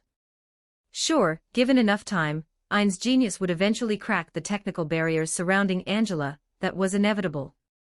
But honestly, could you really trust Ein, that emotionally oblivious walking disaster, to design Angela's personality entirely on his own? Carmen certainly couldn't. Others might not know Ein's emotional intelligence well enough to say. But she, Carmen, absolutely did. The original model had been built on her own memories as a blueprint, and theoretically it should have been impossible to go too badly wrong, yet somehow, even then, Ein had managed, through the sheer force of his outstanding emotional intelligence, to take a bright and innocent little mechanical child and grind her down into that grim, battered wretch of a persona. If you actually let Ein design Angela's personality entirely by himself now, just picturing that scenario made Carmen feel like she was staring into the abyss. Just thinking about it made her fur stand on end. Absolutely not. And so, without much deliberation at all, even knowing full well the depths of Anthony's scheming ambitions, Carmen gritted her teeth and accepted the commission. She's my daughter. What else can I do? No matter what, I have to pull Angela out of the clutches of that emotionally dense dead-end Ein. And while I'm at it, keep a very close eye on this yellow-haired stranger who crawled out from God knows where. In the span of a single instant, Carmen made up her mind. Her hand swept through the infinite expanse of stars, drawing countless possibilities into her sight. And then, within the furnace, the colorless soul flew free of the flames and began, gradually, to bloom with vivid color. Simultaneously, it drifted toward the slumbering machine inside the container. What's happening now? Ein asked with some urgency, and Anthony shook his head, gesturing for Ein to be patient. At the same time, he made a few casual adjustments to the Arasaka archives data aboard the River Styx, and then simply waited, quietly, for Angela to take shape. Within the river, Carmen gathered together the essence of Angela's existence from across countless possibilities. Like this, taking a stroke from one place, a brush line from another, she began filling in that blank soul. First, she must be kind. Carmen lifted the first fragment free, and sent her most beautiful wish forward. Second, she must be pure. She lifted the second fragment, smiling, and offered a prayer to the Angela not yet born, wishing that even in the mire of the city, she would never lose her dignity. Then, she must have wisdom. The third fragment was lifted, and its creator bestowed this gift upon her daughter. Last, she must be loyal. Carmen pointed that one squarely at a certain golden-haired schemer, locking it in with the fullest measure of wariness. The fragments filled the blank soul piece by piece. Carmen's hands gradually stilled. And finally, in a single exhale, she drew away the last fragment. No more personal agendas. Nothing left. Only her most beautiful wish for this child. I hope you grow up in love. Carmen smiled gently, lowering her eyes, and breathed out her blessing softly. May you live in happiness forever, and live a life that is wholly your own. At that moment, Ein watched in astonishment as an endless torrent of data streamed through the soul. As the data core of the River Styx, that forger's masterwork, the Arasaka archives already served as a bridge between soul and machine. And now, building the connection between this soul, already layered with sufficient possibilities, and Angela's physical body, fusing the two into one, under Anthony's direction, that was naturally no great feat, and so, in Ein's slightly dazed gaze, the blue-haired girl slowly opened her golden eyes. She looked around with a pair of eyes that carried a touch of bewilderment, surveying the world she had arrived in, as countless memories surfaced in chaotic fragments within her mind. At last, she gently pushed the container open and stepped out. Anthony gave Ein a light nudge with a smirk, jerking his chin toward Angela. If you don't want to be too late and miss your child's birth, you'd better get moving. And so Ein, as if finally waking from a dream, took long strides forward and positioned himself in front of Angela. His mouth opened instinctively, as though he wanted to say something, but the words stalled at his lips, and he found, for the first time, that he had absolutely no idea what to say. He had no experience with this sort of thing. Raising a child was entirely outside his field. Instinctively dropping his gaze, Ein turned the thought over in his mind, tinged with a faint unease. Should I call out to her? The name that had been chosen long ago surfaced in his mind. Ein looked at the being before him, and finally, with tentative care, spoke. Angela looked at the complex expression on Ein's face, seeming to search through something within her own memory. Then she spoke, I remember you, Ein. She looked at him, turned something over in her thoughts, and then, with sudden clarity, let two words slip from her mouth. With a naturalness that felt almost innate, Angela circled around Ein twice, and then seemed to grow cheerful all at once. Her long blue hair floated through the air as she walked lightly around him, and Ein's body, by degrees, grew rigid. What did she just call me? What did she just call me? In that instant, Ein's entire mind was reduced to those two words, cycling endlessly, replaying on loop, crowding out every other thought. The brain that belonged to a genius had, at this moment, completely crashed. His meager emotional intelligence was entirely unequipped to produce a fitting response to this situation. In that moment, Ein felt, for the very first time in his life, that something could be even more perplexing than facing a scientific problem. What on earth did Carmen do? In that instant, Ein heard Carmen let out a clear, bell-like laugh right beside his ear, and his eye twitched hard. Then he made a deliberate effort to lower his gaze and look at Angela in front of him. He reached a hand out, visibly trying to say something. What's wrong? Angela switched effortlessly to an even more intimate term, her tone calm and unhurried. She seemed to be smiling, entirely at ease. Ein's outstretched hand froze in midair. The rest of him went equally still, thoroughly capsized on the spot. Can't move. Can't function. In the end, helpless, he turned back around to look at Anthony, and with his eyes alone, sent a signal of desperate, unmistakable clarity. Even Anthony found himself at a loss for words. Ah, the classic STEM dead-end straight man. You had a golden opportunity right there, and you still couldn't deliver. And so, under Carmen's wary, hawk-like gaze, Anthony let out a sigh and stepped forward. Hold on, what are you doing? Carmen spoke almost immediately, and Anthony gave a couple of light coughs before responding in a calm, measured tone. Getting along with your daughter, of course. And so, with his ever-present calm smile, he greeted Angela, and Angela paused in her steps, turning her attentive gaze toward him. Ein isn't great at expressing emotions. In a moment like this, you should think about how he's feeling, and give him a bit of time to adjust. Anthony spoke in a gentle voice. Angela nodded. Then Anthony, after a brief pause for thought, beckoned to her with a wave. If you're not busy, come over here to Uncle Lin's side for now. I'll show you around the lab and the river Styx first. Okay, Uncle Anthony. Angela responded agreeably and came to stand beside him, drawn by some innate sense of affinity. Anthony smiled warmly, and blithely ignored the cascade of question marks Carmen was hammering into his ear. No, can you explain why? Carmen watched the scene unfold with wide eyes, voice full of disbelief, and Anthony let out a small amused sound. I mean, honestly. It's not like anyone else here is Angela's creator. He'd planted quite a few backdoors, but what good were they? The sole foundation had been provided by Anthony. The data connection of the Arasaka archives had been Anthony's doing. By every measure, it was perfectly natural for Angela to feel an affinity toward him. Whatever backdoors Carmen had set, they were never going to be enough. And so, smiling, Anthony ignored the long string of follow-up question marks Carmen pelted him with, and led Angela on a leisurely tour of the laboratory. By the time they circled back, Ein had clearly recovered from both the embarrassment and the shock. He looked at Anthony with a gaze that mixed 5 different unnameable feelings. Until Anthony gave him a firm pat on the shoulder. It's all right, Ein. Anthony paused, then continued, by any measure, we're family now. Whose family with you? From within the river, Carmen leveled another question mark at Anthony, practically in tears. This one went straight into the group chat. Anthony, of course, ignored her. This sort of thing, you just had to get used to it. No point stressing over it. When Carmen got tired, she'd stop on her own.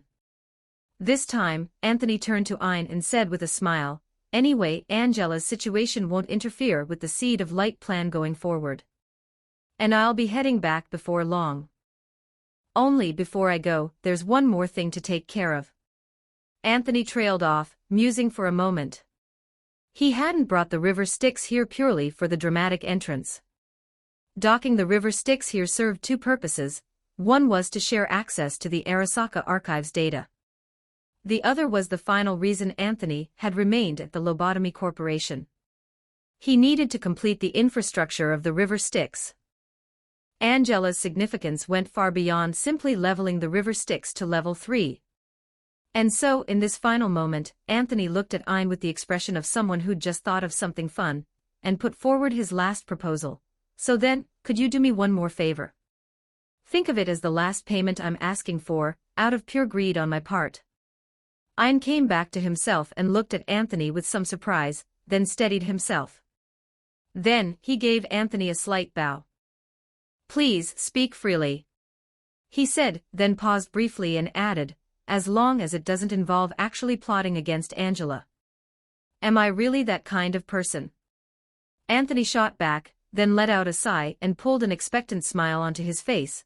But I believe, for both of us, this is going to be a very good thing. Whether the weather had turned cold, Anthony couldn't say. But he knew well enough that, all along this journey, the overflow of the angler's throne had caused him to waste a truly staggering amount of souls and exceptional raw material. And besides, didn't it seem like Musin and Atom Smasher had been living a little too comfortably lately? A quiet glow kindled in Anthony's eyes, the kind of light that made even Ein feel a slight chill. Within Anthony's mind, a multitude of thoughts were taking shape. Ah, really, such a waste of untapped residual value. He thought. Musin and Atom Smasher's workload has seemed a little undersaturated lately. They've been stuffed in the toilet for so long that David mentioned the other day he hasn't heard any screaming in a while. Looks like they're starting to adjust. That won't do at all. How can a workload be undersaturated? So folks, it's time to ramp up the intensity for the premium livestock in the toilet. Musin had long since lost track of how much time he had spent inside that bizarre toilet. He had lived for over 100 years, yet within that endless hell, the counting of time had lost all meaning. The moment he had realized the hell before him was without end, he had given up counting.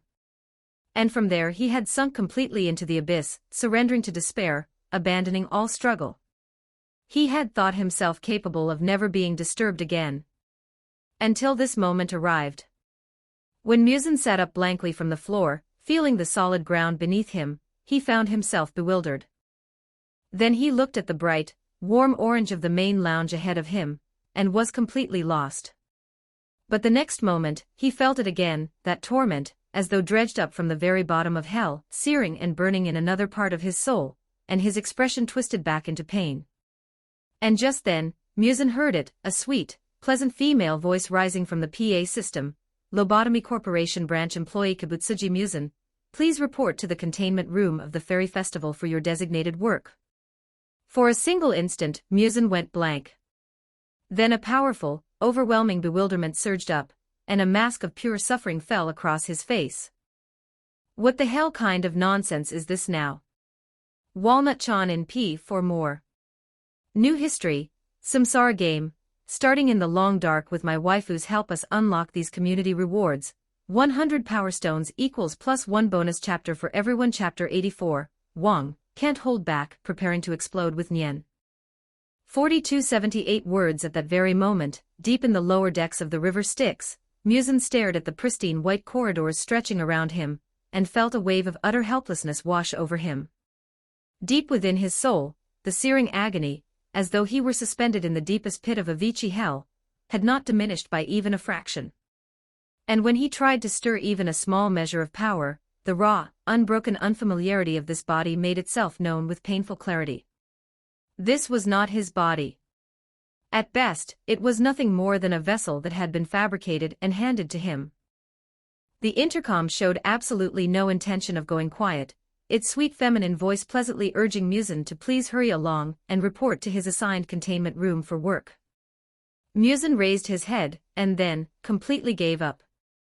Let whoever cares deal with it. That damn capitalist has definitely cooked up some new way to torture me. But look at the state I'm in, why the hell should I keep running errands for him like some kind of mindless grunt? Screw that. I'm planting myself right here, and not moving an inch. What are you going to do about it? I'm going on strike. The instant that thought surfaced, Musin felt an intense surge of pain erupt from deep within his soul.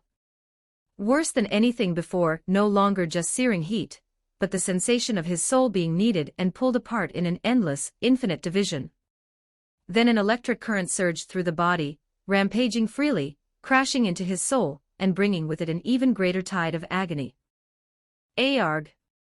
Even after enduring the boundless torment of that hellish prison for so long, Musin's eyes still filled with raw, undisguised anguish. Almost on pure reflex, he carp-flopped up off the floor, and then became acutely aware of the cold sweat soaking his back, his gaze sweeping around him in wary disbelief. What? Wait, don't tell me, he hesitated, then experimentally started to lie back down. Arg! But he hadn't even gotten halfway there before the electrocuted shriek tore out of him again. Musin sat up in a daze, staring blankly around him. All staff are kindly requested to proceed to their designated containment rooms to begin work at their earliest convenience. The sweet voice on the intercom continued to offer its gentle reminder. Musin instinctively rolled his eyes. And then he was zapped by the soul current again.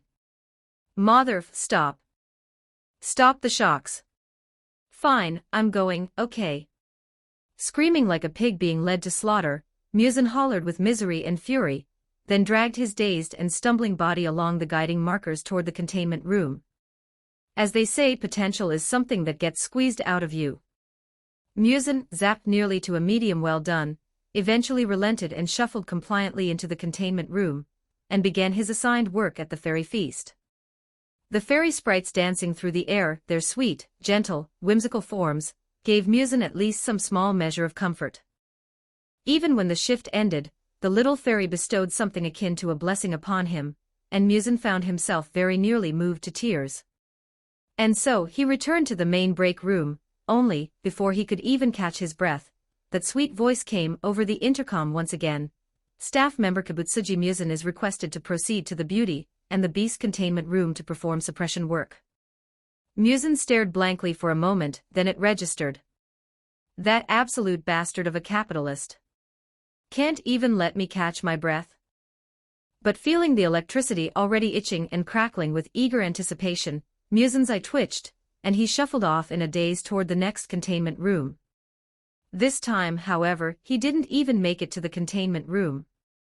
He had only just reached the doorway, hadn't even pressed the door switch, when the little fairy that had been hovering around him all this time suddenly changed its expression. It opened its mouth toward him, revealing a ferocious, monstrous visage, and then, in the span of a single instant, that enormous jaw snapped open and shut, biting down with savage force. In that moment, Kibutsuji Musin nearly suffocated, but then, strangely, a quiet sense of relief began to spread through his heart. What arose in that moment was not fear of death, but something like the happiness of release. It's finally over. As the body was bitten to death by the little fairy, that thought flashed through Kibutsuji Musin's mind. But 3 minutes later, Kibutsuji Musin opened his eyes once more, his soul, split again from death, poured into a brand new vessel. Finally, after a long silence, the sweet feminine voice came once more over the intercom. Staff member Kibutsuji Musin is requested to proceed to the fairy feast containment room and perform instinct-based work. At last, unable to contain the grief and fury surging within him any longer. After being tormented in Avicii hell for so long, Kibutsuji Musin let out the first truly thunderous, soul-shaking roar of anguished fury he had ever released. Screw you, you blood-sucking capitalist bastard. Keep zapping. In the River Styx's central control room, Anthony watched this unfold on the monitors, waved a hand, and issued that instruction to David at his side. David opened his mouth as if to say something, then stopped himself. Anthony caught this, gave a light chuckle, and added, "After you're done zapping, remember to throw Adam Smasher in as well. Give him a good zap first when he gets in too. These are the only 2 staff we've gotta work them to the bone." And so David compliantly pressed the shock button, and apparently worried it wasn't enough, pressed it several more times in quick succession. Zap, keep zapping, give him all the volts. Once he saw Musin finally trudging toward the containment facility, Anthony rose from the central control room, and waved his hand. Handle the rest according to the normal procedure. I'll leave it to you, just assist Angela as needed. David gave a nod, turned back to the screens, and began the process of deploying Atom Smasher into the branch. Watching all of this, Anthony felt a quiet swell of sentiment rise within him. Not bad at all. The Lobotomy Corporation River Styx branch was officially on track. Just in that short stretch of time, Anthony had already noticed the stockpile of enkephalins ticking upward. Do the math, with just a simple round of processing, that was easily 100 or 200 points rolling in. Didn't sound like much, but that was what, a few minutes of work. In that moment, Anthony couldn't help but feel a deep, genuine sense of satisfaction. Honestly, in terms of sheer ruthlessness, you're even more extreme than I gave you credit for. Beside Anthony, Carmen, who had stopped briefly on the River Styx, was watching him with that expression, and then delivered her critique. Anthony raised an eyebrow and replied, "What are you talking about? These are enemies, aren't they? Only you could come up with the idea of using your enemies as an ATM." Carmen rubbed at her temples and grumbled. "The city is already pretty human-centric, but someone like you is still kind of a rare breed." Looking at Anthony, Carmen felt a wave of exhaustion wash over her from somewhere deep inside. After all, as far as what had just transpired, she had watched the whole thing from start to finish. First, he had snatched her daughter away from her. Then, he'd talked Ina around, and set up a whole facility on the River Styx. Next, he had borrowed a few of the relatively manageable abnormalities from the current research institute, confirmed there was no risk of escape or damage to the River Styx's main body, and cheerfully set the whole exploitation machine in motion. In simple terms, he was using Musin and Atom Smasher. As everyone knows, Lobotomy Corporation needs employees. And as luck would have it, Anthony's throne happened to have two sitting in it. The only problem was, with Lobotomy Corporation's famously human-centric operating model, employees inevitably took losses, and two might not be quite enough. Faced with this dilemma, Anthony had slapped his forehead and offered up what he clearly considered his stroke of genius. What if I just had these two employees die and revive? Getting a new body was easy, Musin could regenerate infinitely anyway. Just carve a bit of flesh off him, add a drop of K-ampoule, and you've got unlimited body replication on tap. K-ampoules weren't hard to come by either, all things considered, not exactly a niche product, and the consumption was low. Commission Einstein to acquire one syringe, and it'd last a good long while. As for the soul, even simpler. Anthony had simply waved his hand and sliced both Musin's and Atom Smasher's souls into fine mince, each fragment of soul then tossed back into the throne to begin its cycle of nourishment. Then, stuff the fragments straight into ready-made bodies, run a quick patch-up using artificer technology, and voila, one brand new employee, ready to go. In terms of squeezing out every last drop of surplus value, even the most ruthless capitalist would weep watching this, and any crime boss would have to tip their hat and say, "Now that's what I call human-centric." Carmen had been left genuinely stunned watching it, and the worst part was she could barely find fault with it. In the words Anthony had used to talk Angela around, "They're scum who don't exactly deserve much sympathy anyway, just do whatever you think is right." And so Angela had become her Uncle Anthony's accomplice, just like that. And in this way, Angela had set off down the road Anthony had led her astray onto, charging ahead at full speed. Thinking about it, Carmen felt a fresh surge of grief and indignation. She shot Anthony a look of deep, soulful reproach, which left Anthony himself feeling genuinely puzzled. "Why are you looking at me like that?" "Forget it, never mind." Carmen let out a sigh, turned away, and finally abandoned any further plan to say something to Anthony. "Whatever, it's pointless. My daughter. Anyway, it feels like you've changed a lot." After sighing to herself for a while, Carmen turned back and looked at Anthony, who had, for once, come down off his throne for a stroll, and asked idly, Yeah. "Well, the Hades is finished now, isn't it?" Anthony had no intention of hiding it, and gave a ready nod and a smile as he spoke.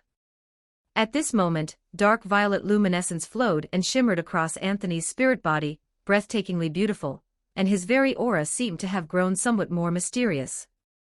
The Artificer's Frame, Hades series. As far back as when the River Styx had been upgraded to level 2, Anthony had already unlocked the blueprint for this thing. And now, at last, with the River Styx reaching level 3, its forging was complete. All Anthony could say about it was, whatever else you might say about the city, money was genuinely abundant here. When he had left the Research Institute, he had roughly 300,000 points on hand. After thoroughly squeezing every last drop of value out of Galleon, that total had shot straight up, climbing to nearly 500,000 points. The slightly awkward part, however, was that after burning through all those points, raising his soul strength to 20 and forging the Hades on top of that, he was back down to around 200,000. Points really did have a way of disappearing the moment you started spending them. But Anthony wasn't exactly heartbroken about it. After all, he had already stuffed a money tree called Lobotomy Corporation into the River Styx. Between Atom Smasher and Musin working day and night, Anthony had done the math. Just those two alone could bring in an extra 30,000 or so points per day. Compared to the previous rate of 7 or 8,000 a day, it was like upgrading from a pop gun to a cannon. And besides, the Hades' abilities were genuinely worth every point Anthony had spent. He stretched both hands forward, closed his eyes, and then, under Carmen's somewhat puzzled gaze, suddenly broke into a smile. "This is nice." He whistled and said it with a smile, which left Carmen a little lost. "Nothing much. Just a rare feeling, like I'm starting to have some real sense of existing." Anthony mused on it, feeling the flow of soul energy moving through his body, and said so. After sitting on his throne for who knew how long, Anthony had finally finished running through the slow start sequence. "I have booted up." The bonuses granted by the Hades were terrifying. Every single one of Anthony's forged constructs had received a surge of power on account of his soul strength. Even the Altar of Sacrifice and the Angler's Throne had eaten into the Hades' bonuses, doubling their point generation efficiency once again. So much so that, just by idling, Anthony could now earn as many as 50,000 points a day, achieving short-term point independence. And on top of that, thanks to the Hades, Anthony's soul strength had finally begun to translate into tangible value. Now it worked just like spiritual energy in a cultivation novel, versatile enough for practically anything, the defining feature being sheer overwhelming force. If brute strength could solve it, then it could handle absolutely everything. Effortless and low maintenance. Very much in line with Anthony's original vision. That being, if something can't be handled, throw points at it. And if it still can't be handled, throw even more points at it. After all, 50,000 a day, not short on cash anymore. You look like you're in a good mood. In that case, I won't pry further. Carmen looked at Anthony, let out a sigh, and then after a moment asked again, "So, what are you planning to do next?" "Next, I'd say the priority is still figuring out how to revive everyone." Anthony thought for a moment, then gave that answer, "People in the group who haven't been revived yet, Carmen, Himmel, you, Jia, all of that needs to be put on the agenda as soon as possible." Same old, same old. Anthony said it with a helpless expression. Even now, his own revival conditions were still filled with question marks from top to bottom. It was just that things had been moving fast these past few days, and Anthony could already make out a few of those question marks clearly. Things like, needing the River Styx to be upgraded to its maximum level, needing his soul strength to be maxed out, and even then there were still more question marks above those. Looking at it made Anthony's teeth ache. For a moment, Carmen looked like she wanted to say something, but in the end said nothing. What was there to say, really, right now? The two of them had the most stubbornly locked revival conditions in the whole group. There was genuinely no one else. Originally she'd thought at least Jia would be stuck alongside them in the revival backlog, but then David's one critical cast had put Jia on track to revive even before Minato and Himmel. Carmen was still managing okay, even if the Seed of Light remained a distant prospect and the smoke war wasn't over yet, at least there was something to look forward to. But Anthony's situation was just. For a moment, Carmen patted Anthony on the shoulder with an expression full of sincere sympathy. "Hang in there. But besides that, what else?" Carmen said it and turned back to ask. First things first, let's go take care of Gia's situation. Might as well earn another batch of points while we're at it. I'm never going to complain about having too much money. After that, Anthony mused, then continued, I want to tackle the materials bottleneck. I need to keep developing. A lot of things have been stalled for way too long. The points crisis had eased up, but thinking it over, Anthony realized there was still a lot left to do. For the next round of skill upgrades, he'd gone over them, and the theme was, having points alone wasn't enough. You needed sufficient materials on top of that. Take, for instance, the Angler, a soul ability that hadn't gotten a proper upgrade in 800 years. No way around it, he was genuinely short on materials. Sure, the throne wasn't hurting for points right now, and he could go down a level any time he wanted, but the fishing rod itself was completely out of options. And then there were the Artificer's subsequent blueprints, quite a few of those also required materials of all different kinds. You have a plan now? Didn't have one before, but now, well, you know, the river Styx is at level 3. Anthony shrugged and said it. Ever since bringing Angela back and binding her to the river Styx to some degree, Anthony had wasted no time upgrading the river Styx to level 3.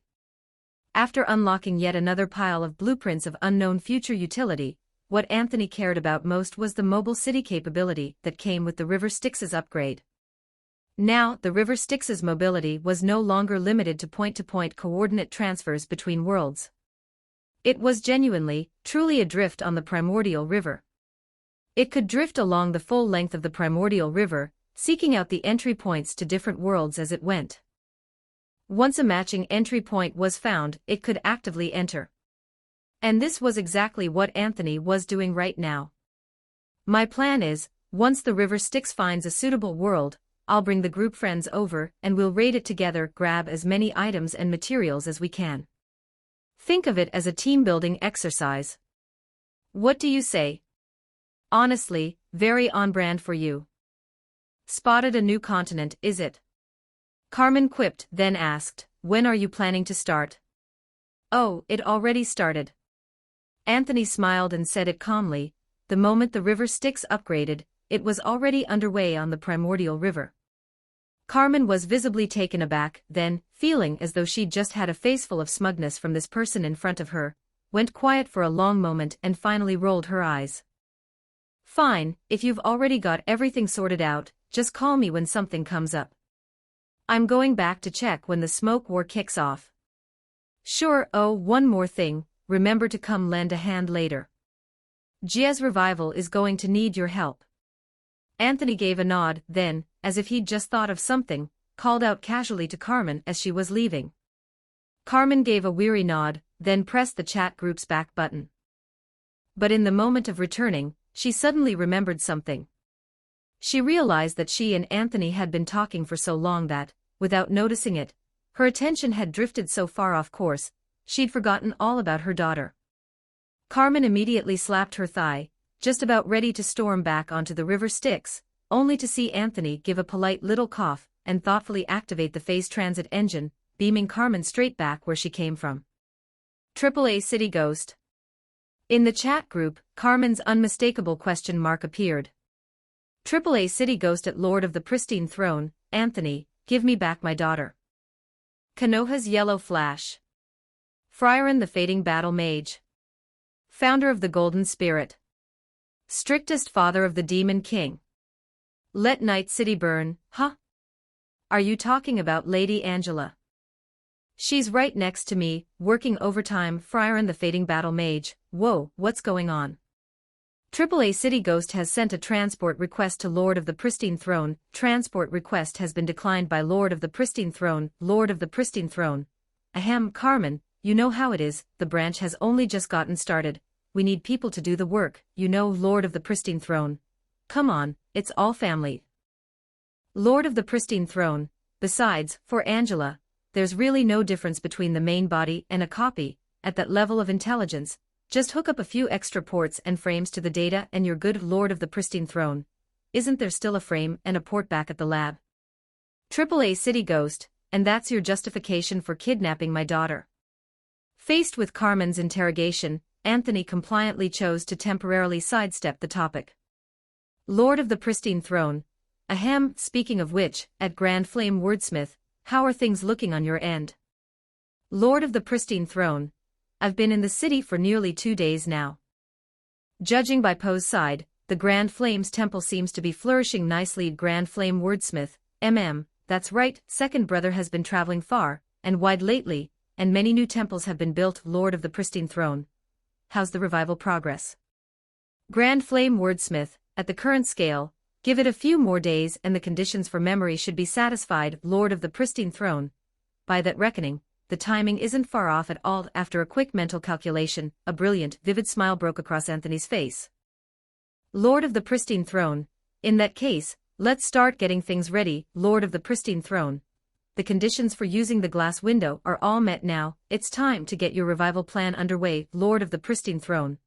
I'll be heading over to Terraria right away. With those words typed out, Anthony's soul reached out swiftly, linking up with the fragment he had split off and set aside long before.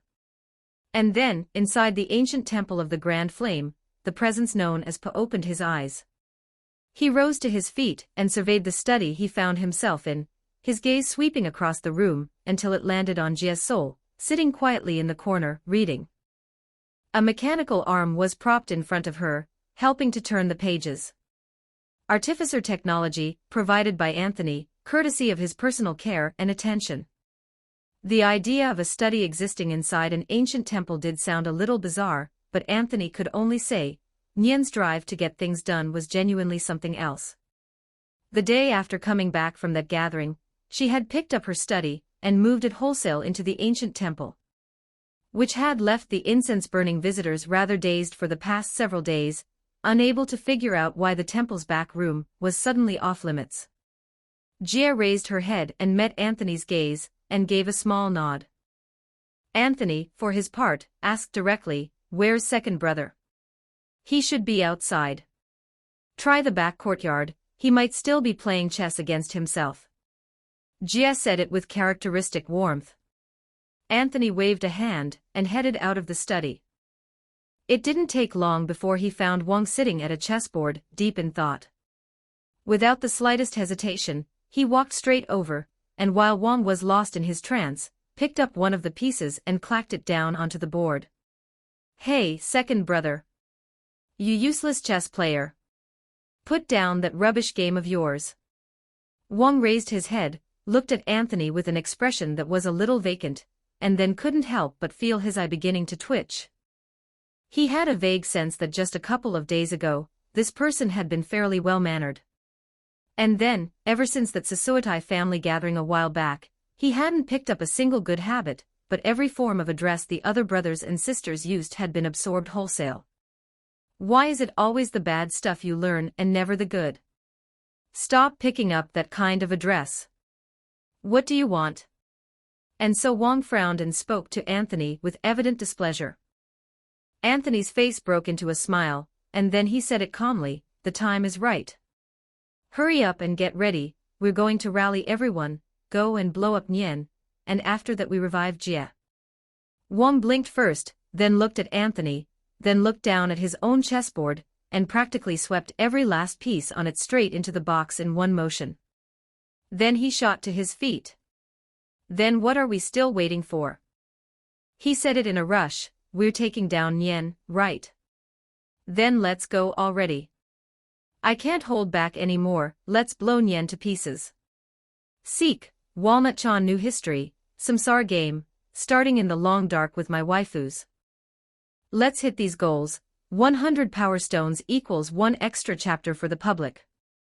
Chapter 85, Gathering of Nian's clan, preparing for battle against the Nian beast, Wang's change, 6K, 3,963 words. Watching Wang scramble around frantically packing up his things like he was about to charge into battle right this second, Anthony couldn't help but twitch an eyebrow. Seriously, they were just going to deal with the year beast. Why was his second eldest brother in such a rush? Slow down, don't be in such a hurry. Yes, we're purging the year beast, but we're not about to storm the year mausoleum and blow ourselves up with it, Anthony said flatly, giving Wang a smack on the back. Wang blinked, then gave a grudging nod. Fair point. He agreed, then promptly turned around and started walking in a completely different direction. We need to open the gates of the Year Mausoleum first. He was going to go find the true dragon to open the door. Right now. Get back here, we don't need to open the Year Mausoleum's gates.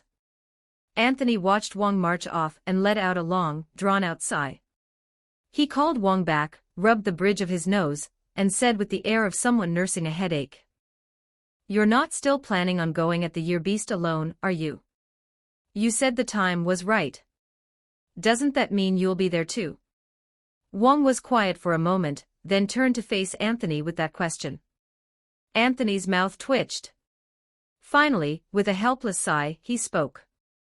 Second brother, for this one thing, we absolutely cannot do it with just the two of us. I've told you at the last gathering, stop being so stubborn about everything. Have you completely forgotten everything Jia used to say to you? Wang was silent for a long while. In the end, he exhaled slowly. But even so, he never once voiced the thought of bringing the rest of their brothers and sisters into this. Just tell me directly what needs to be done, Wang finally said with a sigh, his eyes fixed on Anthony's. And tell me, how confident are you, really? I'm completely confident. Not a single person will get hurt, Anthony said, twirling a strand of hair between his fingers and shrugging. As for purging the Year Beast, well, it's that big a deal, so naturally not a single brother or sister can be left out. Don't you think? He met Wang's gaze and finally spoke, word by deliberate word, second brother, it's not just you. Every single one of us has been living under the Year Beast's shadow. For a very long time now. Whatever happens, whether you like it or not, at the very least, they all have the right to be part of this. It's not your burden alone. It belongs to all of us. Wang opened his mouth, closed it again, clearly holding something back. Don't worry. I promise you, no one will come to harm because of this, Anthony said, eyes narrowing slightly as he gave Wang that assurance. After a long silence, Wang finally let out a sigh. Then, as you said. What's your plan? So now it was his turn to convince Wang, was it? Anthony looked into Wang's eyes and read the meaning there clearly. He exhaled softly. Truthfully, when I say purging the Year Beast, there's still quite a gap between that and actually finishing the job. Anthony began slowly. There are only two ultimate goals. First, to resurrect Jia. Second, to make sure none of us ever has to face the chaos that comes when the Year Beast awakens again. To achieve both of those, we don't actually need to kill the Year Beast outright. That would create too many complications afterwards and it'd be a tremendous waste. Anthony sat down in front of the Go board, seeming to think it over for a moment before continuing. So the plan is, find a way to give that thing a thorough beating, find a way to meet the conditions for Jia's resurrection, then let the beast go into a permanent sleep. His eyes narrowed as he said those last words. You're confident about this? Wang asked.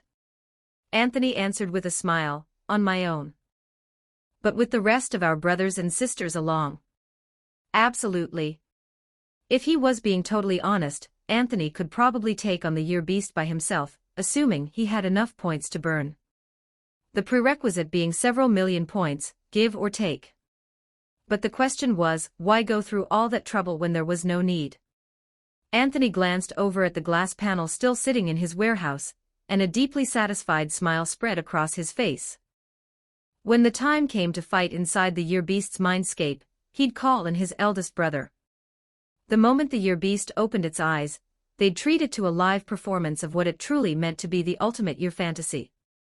If 3 punches didn't kill it, he'd eat the loss himself. He'd get Carmen in there too, inside the mindscape. Anthony figured he had just about enough points on hand to pull out that particular state of Shua. But the reason he still needed everyone else was mostly because the aftermath of dealing with the Year Beast was genuinely difficult to manage. Sure, having his eldest brother knock it out in 3 punches was the easy part, but all the finer details were a real headache. Like how to resurrect Jia. and how to handle all the cascading problems the year beast's existence had caused. At the end of the day, this whole expedition was an off-the-books operation, unregistered, no report filed. If at all possible, Anthony preferred to resolve everything quietly. Ideally, he'd have it all done and dusted before Sasuotai even realized what happened, and then they'd look up one day to find that the massive year beast had already been completely dealt with. Which was precisely why he needed the other year shards to lend a hand. And honestly, even Anthony himself needed a few of those year shards to help out a little. After all, a man's got to eat, right? This year beast was a long-term meal ticket. He wasn't about to let it go to waste. A slow, meaningful smile spread across Anthony's face. Then he stepped up in front of Wang and said quietly, "Anyway, that's roughly the situation. Next step is to gather the rest of our brothers and sisters. Once everyone's assembled and the prep work is done, we'll be ready to enter the year beast's mindscape." Wang nodded agreeably, then turned and sat back down in front of the go board, picking up a black stone. "I'll leave that to you. When everything's ready, just call on me to fight the year beast."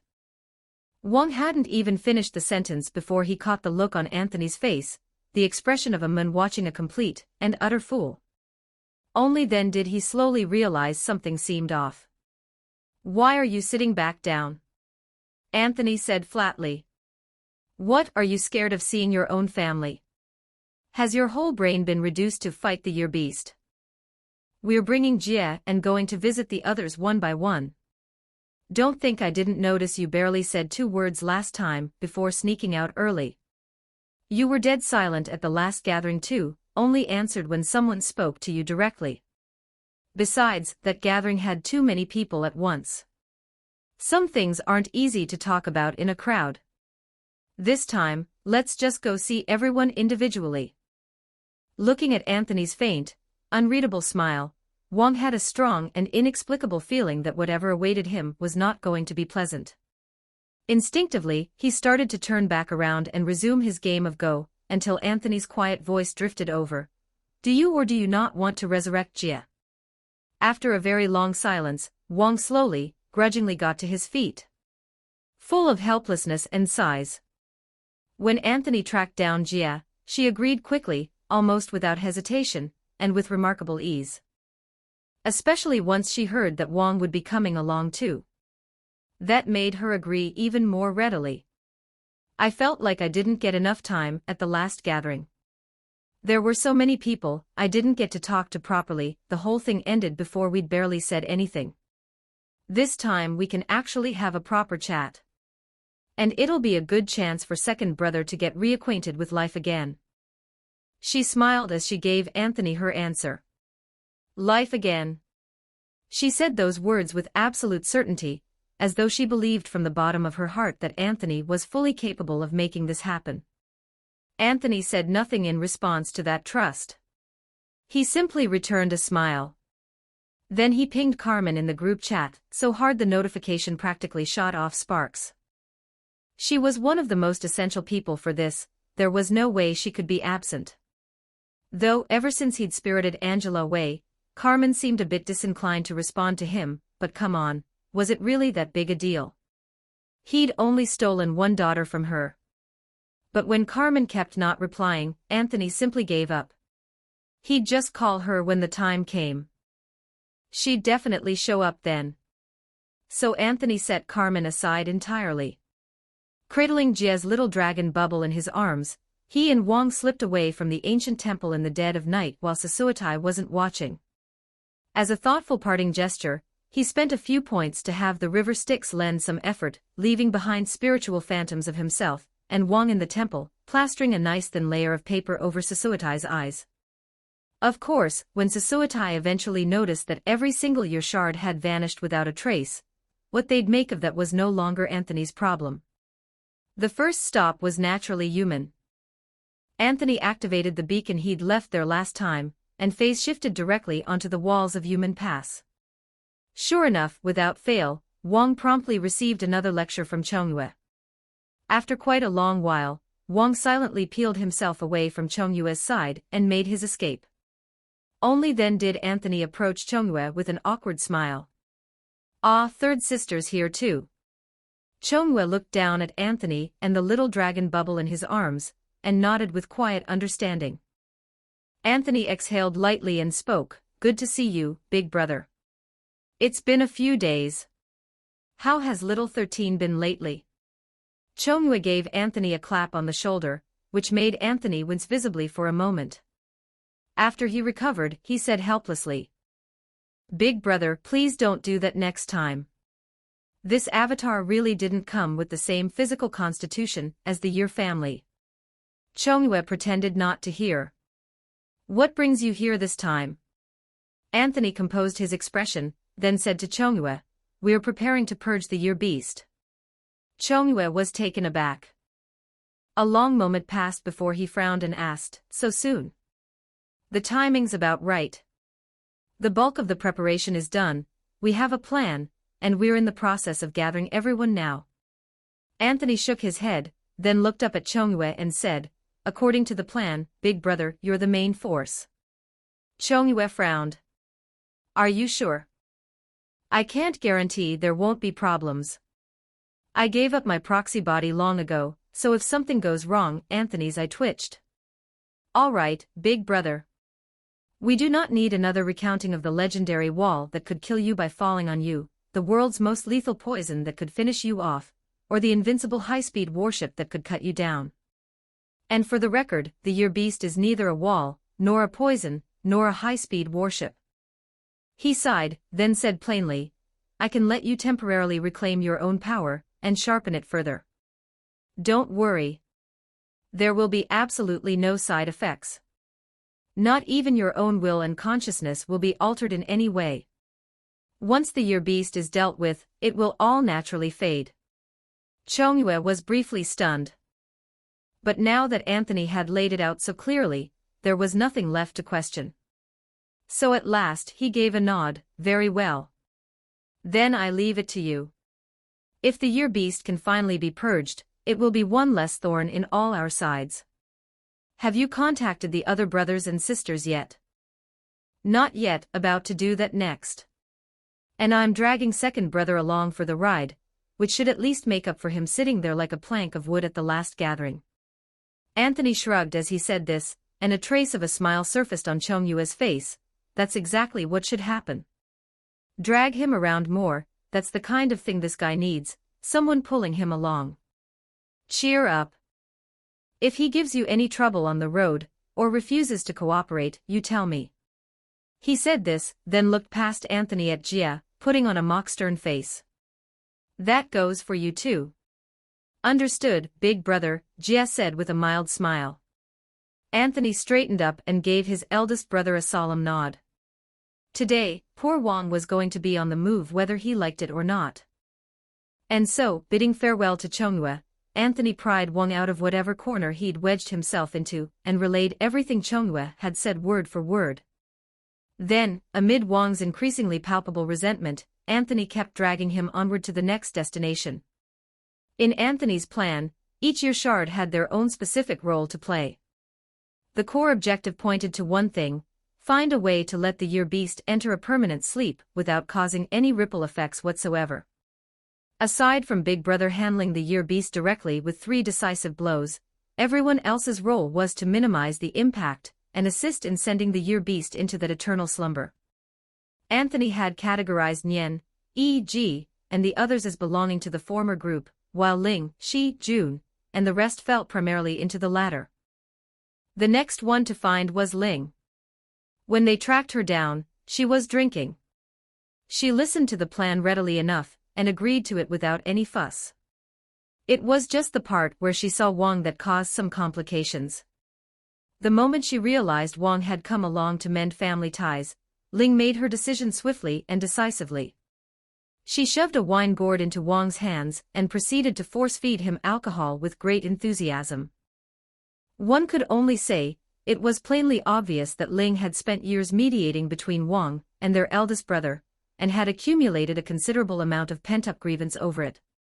Ling herself got a bit too carried away, and ended up drinking herself tipsy. In the end, it was only Jia pulling her back that stopped the increasingly scalp-tingling ordeal from continuing. And then Wang had to endure a scolding from Jia on top of everything, for not drinking gracefully enough, and for not having the sense to say a few words and excuse himself if he genuinely couldn't keep up. In short, more scolding. It was Anthony who finally pulled both of them away to the next stop, extricating everyone from that particular scene. After Ling, Anthony had originally planned to find Shu next, but Wang was starting to look genuinely worn out, and under his protests, they agreed to visit Ji first instead. This time, Wang finally had an easier time of it. After a proper talk with Ji, he left feeling genuinely lighter, practically bolting to the next destination. At least nobody yelled at him. That was real progress. For Wang, there was one advantage to visiting the younger siblings in the family: the little ones still looked up to him, at least a little. With one exception, naturally, the Ye family's 13th sibling. As for Yi and Nian, neither had much to say to Wang either. They agreed to Anthony's plan without hesitation. With Anthony's help, they slipped quietly into the underworld vessel, while Anthony left spiritual phantoms behind in their original locations to keep up appearances. Ji also entered the vessel. With 3 proxies now gathered inside, Anthony put forward a design concept drawn from his experience as the artificer. Then, using the 3 of their authorities plus points provided by Anthony himself, they began drafting an entirely new blueprint. Next up was a hop over to Little Yu. Anthony had a genuinely pleasant chat with him. Jia also added a few words of warm concern. The two of them got on famously, just like old times. The only problem was that no matter how many pointed looks Anthony sent Wang's way, Wang stubbornly refused to say a word, staring straight ahead with the glazed detachment of a monk in meditation, clearly resolved to keep his mouth shut. That part was distinctly not like old times. "Second brother, could you at least say something?" Anthony looked at Wang, momentarily at a loss, then prompted him. Wang turned back with an equally wordless look, glanced at Yu, who was now excitedly pulling out a book and spreading it open to show Jia, and finally let out a slow sigh. "Forget it," Wang said suddenly. "I'm not used to this anymore. At a time like this, I'd only be making myself an unwelcome nuisance." His eyes were as still and unreadable as ever, betraying nothing, giving no clue as to whether it was intentional. Whether he was deliberately burying his own feelings beneath that placid surface. But Anthony, looking at Wang, frowned. Then he spoke directly. "Are you actually afraid of being unwelcome?" Wang fell silent and stopped responding. Anthony sighed, then looked at the scene before him and said quietly, "Second brother, do you think I dragged you out here for nothing?"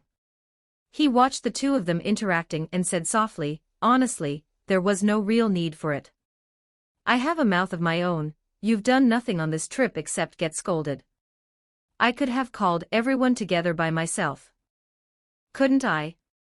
He posed the question to Wang, then lifted his gaze and spoke in the quiet that followed. "So then, why do you think I brought you along?" Wang said nothing. He simply watched Yu and Jia. Then he turned away from the scene, and looked at Anthony instead.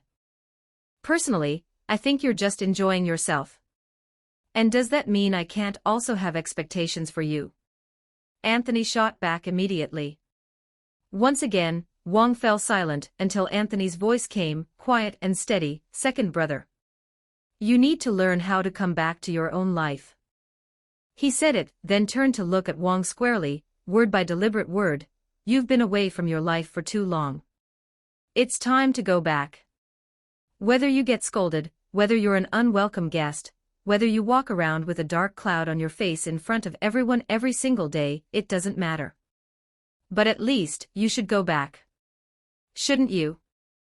Because of the Year Beast, and because of Jia's departure before, you've put so much distance between yourself and everyone else.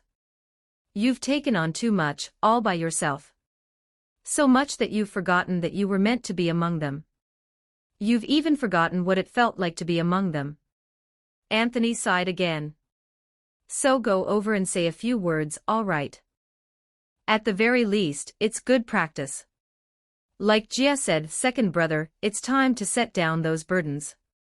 At least, learn how to come back to your own life. Wang was silent. He gave no answer.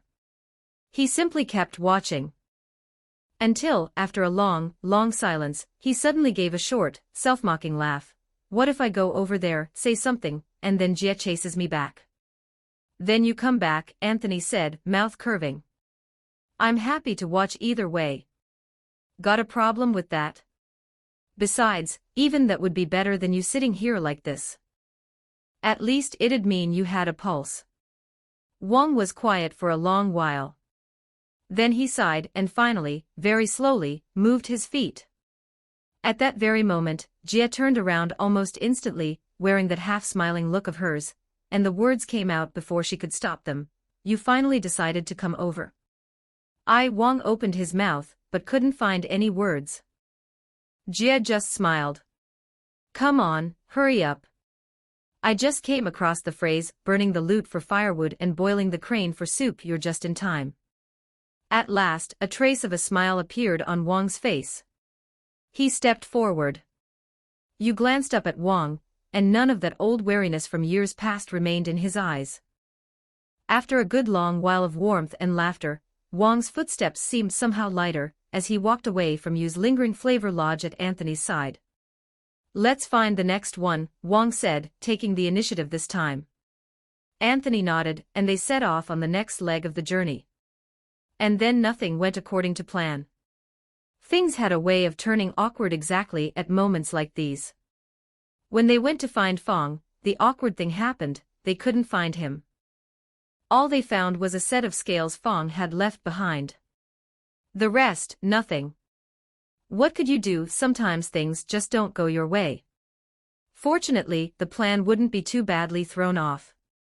Anthony simply talked it over with Wang, and they moved on to the next one. Skipping past Fong, the only ones left, setting aside Shu and June who were being saved for last, were she. And this time, after the teleportation, the unexpected appeared right on schedule. When they touched down at the beacon's location, taking in the mountains and waterways all around, Wang was first silent, and then let out an involuntary sigh. Even Jia and Anthony fell quiet for a moment. No sign of she. The conclusion was already obvious enough. That one was definitely hiding in some corner somewhere, hunkered down at home, and refusing to come out. What are you going to do now? We've already failed to find one person. You can't come away empty-handed this time too, can you? Wang turned to Anthony with that question, a faint undercurrent of exasperation in his voice. You're right, we can't come away empty-handed this time. Anthony nodded and let out his own sigh. Then he turned to face the mountain range ahead of him, and took a long, slow breath.